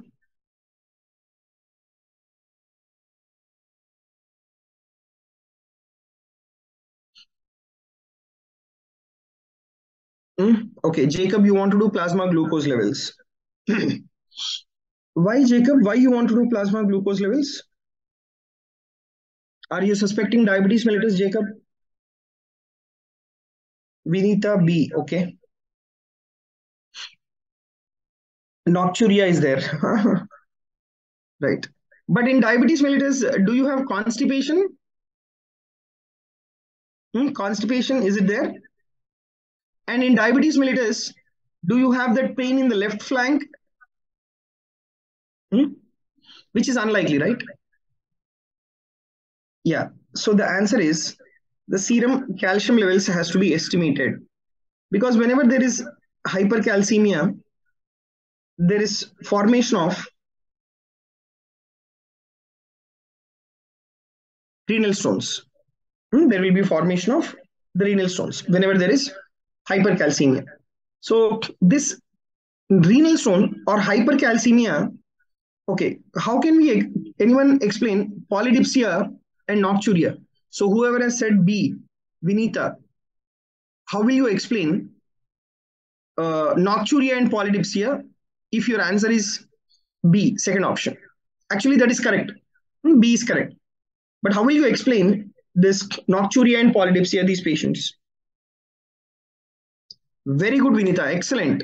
So hypercalcemia is one of the very important etiology which will cause nephrogenic diabetes insipidus. The one which will cause nephrogenic diabetes insipidus. And because of nephrogenic diabetes insipidus, there is nocturia and as well as polydipsia. And whenever there is hypercalcemia, these patients, they will also have constipation. Why?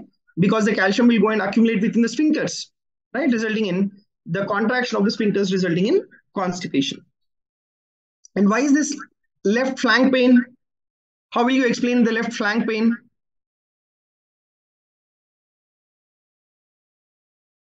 Yeah, Jacob, I'll come to your question once. 1 minute.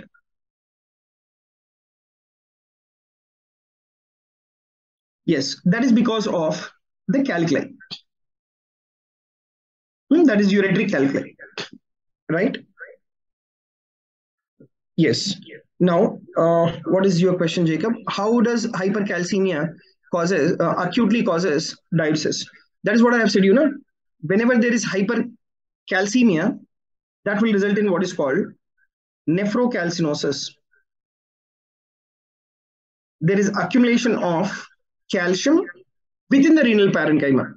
So because of the accumulation of the calcium in the renal parenchyma, the V2 receptor, which is present on the collecting duct, it becomes resistant to the calcium, right? Yes, hypercalcemia causing nephrogenic diabetes insipidus, it's an acute event. Acute event. Okay, right? But that renal calculi and all, that might be there since very long, but now it has been enlarged and causing your flank pain. That is your calculi we cannot explain, right? It might be there since long, but small, but now the size might have been increased, then that is causing the pain in the individual. All right. So the answer is the serum calcium. That is what you need to estimate. Because you cannot explain any other option. You take the serum phosphate. Do they have this nocturia, polydipsia, and constipation? No. Hyperparathyroidism, right? In patients with hyperparathyroidism, that can cause hypercalcemia. The question is most appropriate investigation. So if there is hypercalcemia, then you need to check the next, what would be the cause for the hypercalcemia. The next investigation would be your parathormone after your serum calcium. But the most appropriate first year is the serum calcium. Is that okay, Jacob? Did you understand that? You take hypokalemia, serum potassium. Serum hypokalemia can also cause polydipsia, but hypokalemia will not explain that pain in the left flank. So the only option which can explain all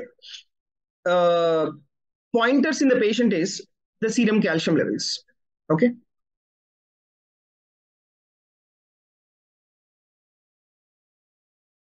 Right. 42-year-old diabetic Asian male complaining of dysuria, increased urinary frequency, generalized malaise for the past 6 months. Last few days, he has noticed blood in the urine. Examination of the urine shows the presence of neutrophils with no organism detected on the urine culture. What do you think is the most likely diagnosis? Okay, we have only one student answering the question, that is Soumya. Okay, the answer is tuberculosis. Right? So what exactly is this question now? This is sterile pyuria. This is a question of the sterile pyuria. How can you tell?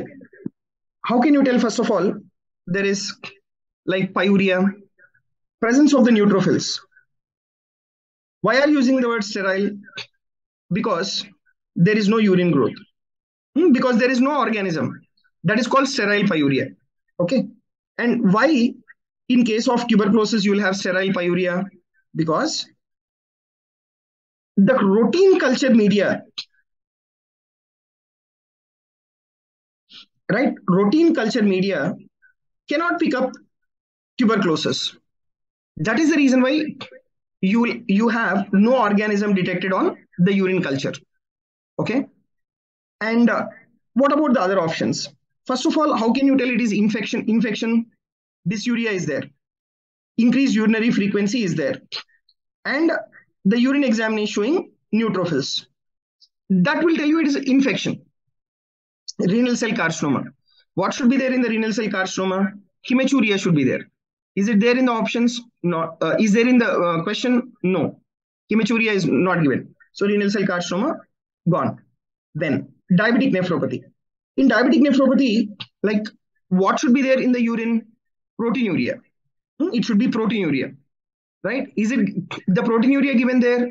Not given in the urine examination. So diabetic nephropathy lost. Then bladder cancer. There also there should be hematuria, which is not given. Nephritic syndrome, this is not at all correct, because in nephritic syndrome you should have the presence of the blood on the urine examination, right? But is there any point in the last few days he has okay. He has noticed blood in the urine. Okay, fine. Right. He has noticed blood in the urine, right? Yeah. And the only point which is making the tuberculosis as an answer is the neutrophils. You will not have that infectious cells or the WBCs in any of these conditions. Like renal cell carcinoma, you don't have neutrophils. Bladder carcinoma, you don't have the neutrophils. And nephritic syndrome, okay, there can be presence of WBC cast. right? There can be presence of WBC cast, but patients with nephritic syndrome presentation is only hematuria, that is cola colored urine. But this patient is having dysuria and increased urinary frequency. These are not the points in favor of your nephritic syndrome. That is the reason why the answer is tuberculosis. Okay, so it's a very, very important question, many times asked. That is sterile pyuria. The concept is sterile pyuria, right? I hope everyone has understood this. Yes, Jacob, did you understand that? Right. Now, after discussing some questions on the chronic,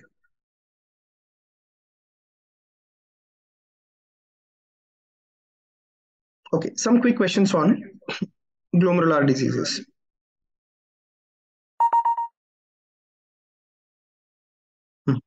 All are true of nephrotic syndrome except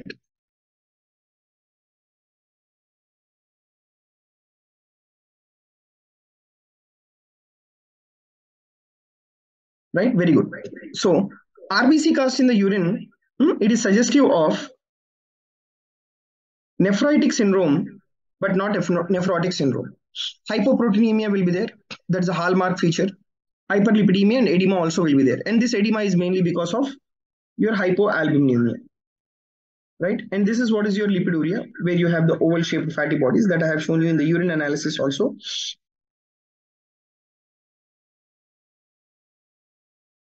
Yeah.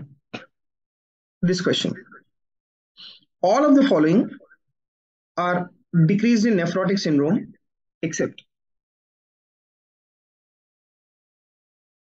Very good. So that is the fibrinogen, because it is a coagulation factors which are increased, and your coagulation factor number 1, that is fibrinogen levels, are also elevated. And what are all the coagulation factors we have discussed? Factor number 1, factor number 5, 7, 8, then factor number 9, 12 and 13. Yeah, 9 is not elevated, 12 and 13. Okay, these are the coagulation factors which are elevated. Which of the following is seen in nephrotic syndrome? Yeah, platelet activation. Platelet activation. Only one answer is there or two answers are there? Not B and D. Very good, Manisha. It is A and D, right? So they will have hypocalcemia and platelet activation. Why hypocalcemia? Yes. Why, Kiki, hypocalcemia is there? Vitamin D. Vitamin D. Okay, vitamin D deficiency will cause low serum calcium. And platelet activation also will be there. That will result in the hypercoagulability. Okay, right.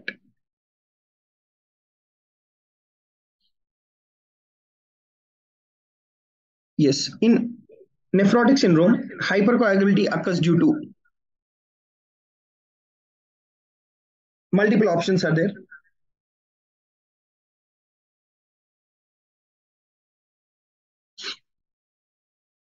In nephrotic syndrome, hypercoagulability occurs due to right decreased antithrombin 3, decreased protein C, and increased factor 8 and decreased plasminogen. So except for your C, except for your C. Okay, A, B, D, E. All of the following, this already we have discussed now. Yeah, most common cause of nephrotic range proteinuria in adults. That is diabetes mellitus. Because you see here, in this question, they did not mess up with FSGS. They did not give the option of FSGS if diabetes is already there. Right. So that was about the, and we will see quick questions on renal replacement therapy. But already they are marked. Anyways.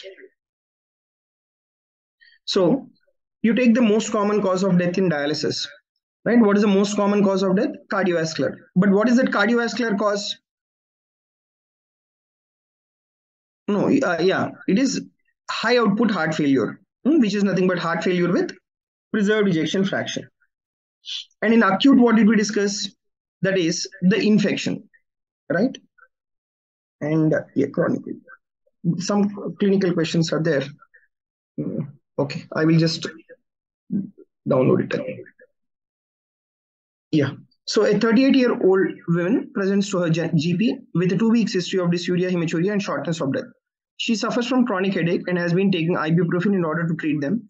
She has a history of cardiovascular disease in the family, and a friend recommends she use aspirin to keep healthy. The most appropriate investigation is retrograde pylography, renal biopsy, abdominal X-ray, antegrade pylography, CT scan of the kidney. Right? Dysuria, hematuria, shortness of breath. 2 weeks history.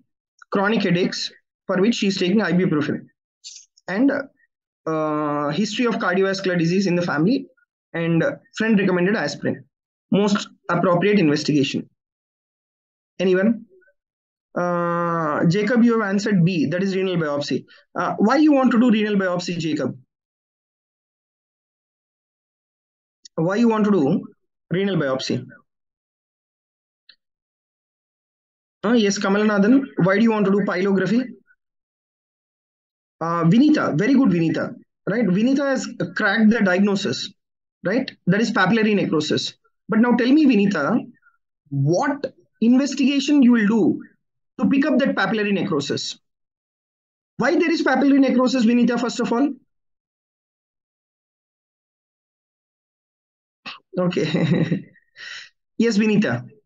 Why there is papillary necrosis in this patient?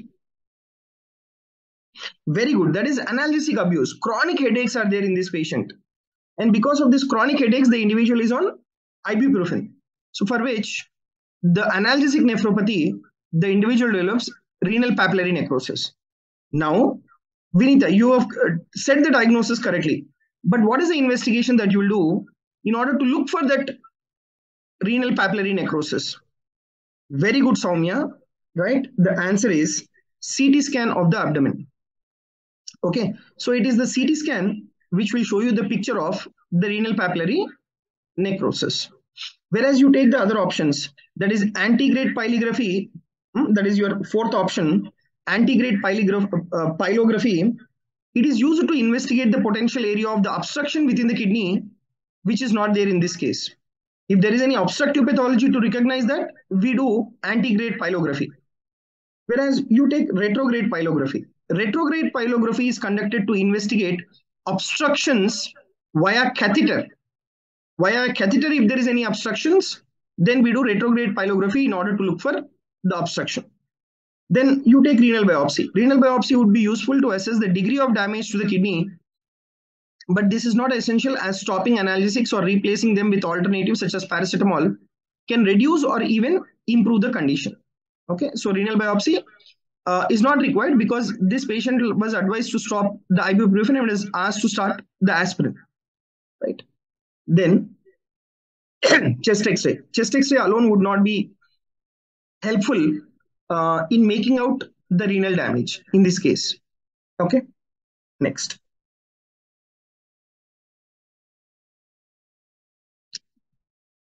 A 58-year-old man presents with breathlessness. He reports feeling unwell over the last 3 months with nausea, vomiting, and breathing difficulty. And you notice his ankles are swollen and he has bruises on his arms. The patient mentions he has not been urinating as often as normal. The most appropriate investigation is right. Good. Many of you are answering. So what is that? Last 3 months, nausea, vomiting, difficulty in breathing, ankle swollen, bruises on his arms. Patients not been urinating as often as normal. Most appropriate. So what is the clinical diagnosis? Very good. That is chronic renal failure. So how can you diagnose the chronic renal failure is by serum electrolytes, urea, and as well as the creatinine. So how can you tell that the diagnosis is CRF? Because 3 months history is there.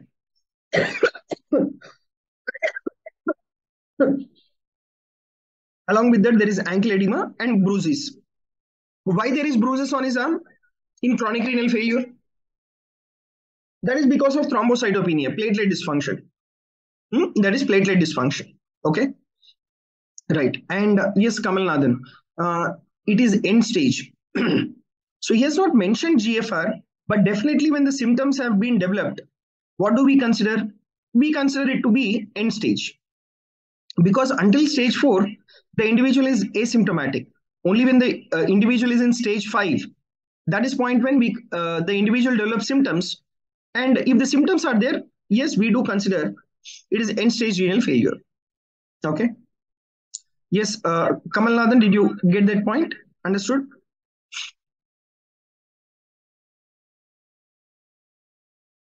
Okay. Now you see the next question. A 24-year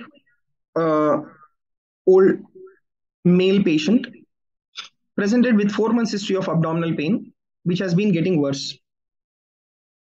The patient described the pain as generalized dull in character and does not radiate, but often occurs along the loin pain. Irregular mass is palpable in both the flanks. A mid-systolic click can be auscultated.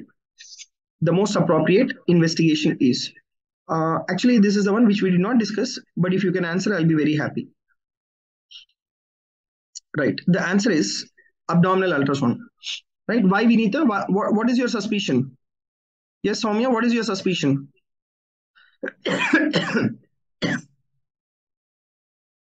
Why you want to do abdominal ultrasound? Very good, Vinita. Excellent. That is polycystic kidney disease. So, what are the points to tell polycystic kidney disease? First point, abdominal pain. That is loin pain. Why they will have loin pain? Because of enlargement of the kidneys. There will be a stretch of the fascia of Gerota. That will cause abdominal pain. Next, the pain is dull in character and is not radiating. Your polycystic kidney disease pain will not radiate.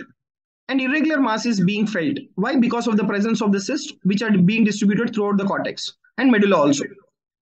And why there is mid-systolic click in this patient? Yes, Vinita, can you tell me why there is mid-systolic click in this patient? Yes, Kiki, Soumya. What is the reason for the mid-systolic click in this patient on auscultation? Very good. Excellent, Vinita. So these patients with the polycystic kidney disease, they are associated with mitral valve prolapse. There are many extrarenal manifestations in patients with polycystic kidney disease. What will be that extrarenal? Berry aneurysms. Then in the GIT, you can have the presence of the polyps. And in the cardiovascular system, there can be mitral valve prolapse and tricuspid regurgitation. Because this patient is having mitral valve prolapse, that is the reason why there is presence of the mid-systolic click. Okay. So this finishes the multiple choice question discussion as well. So I will send you this PPT now on my Telegram channel. If anyone did not write the notes, then you can take this. This would be very comfortable notes for you. Not this, sorry.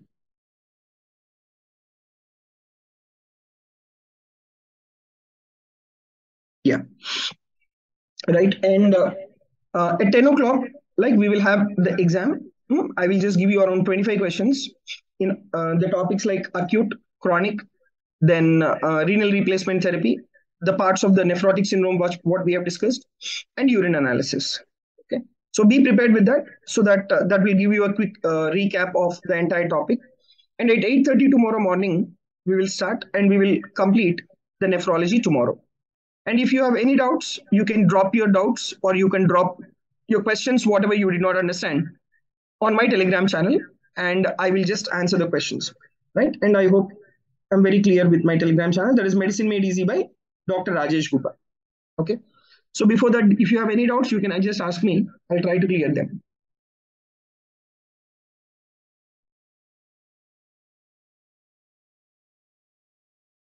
The diuretic phase, huh? Okay.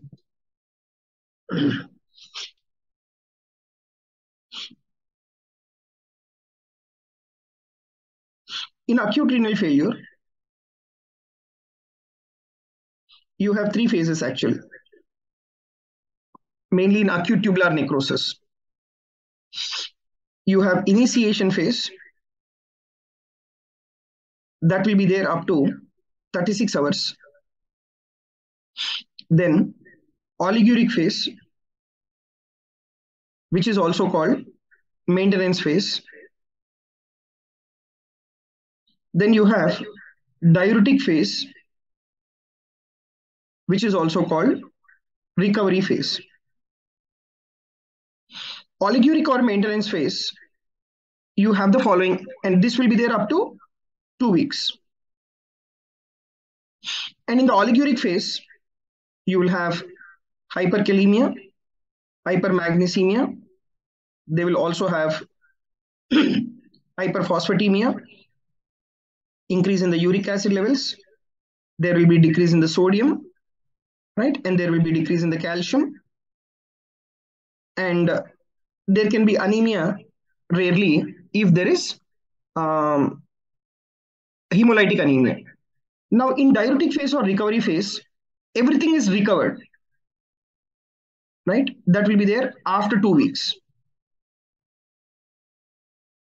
right? That will be there after 2 weeks. And everything is recovered.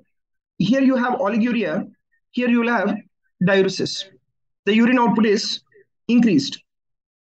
Everything is reversed except for your calcium, right? They will have hypokalemia, hypomagnesemia, hypophosphatemia, decrease in uric acid levels, sodium levels will be elevated, but calcium will remain same. The hypocalcemia will be there. Why? Because calcium is accumulated in the form of calcium phosphate. That will not be reverted back.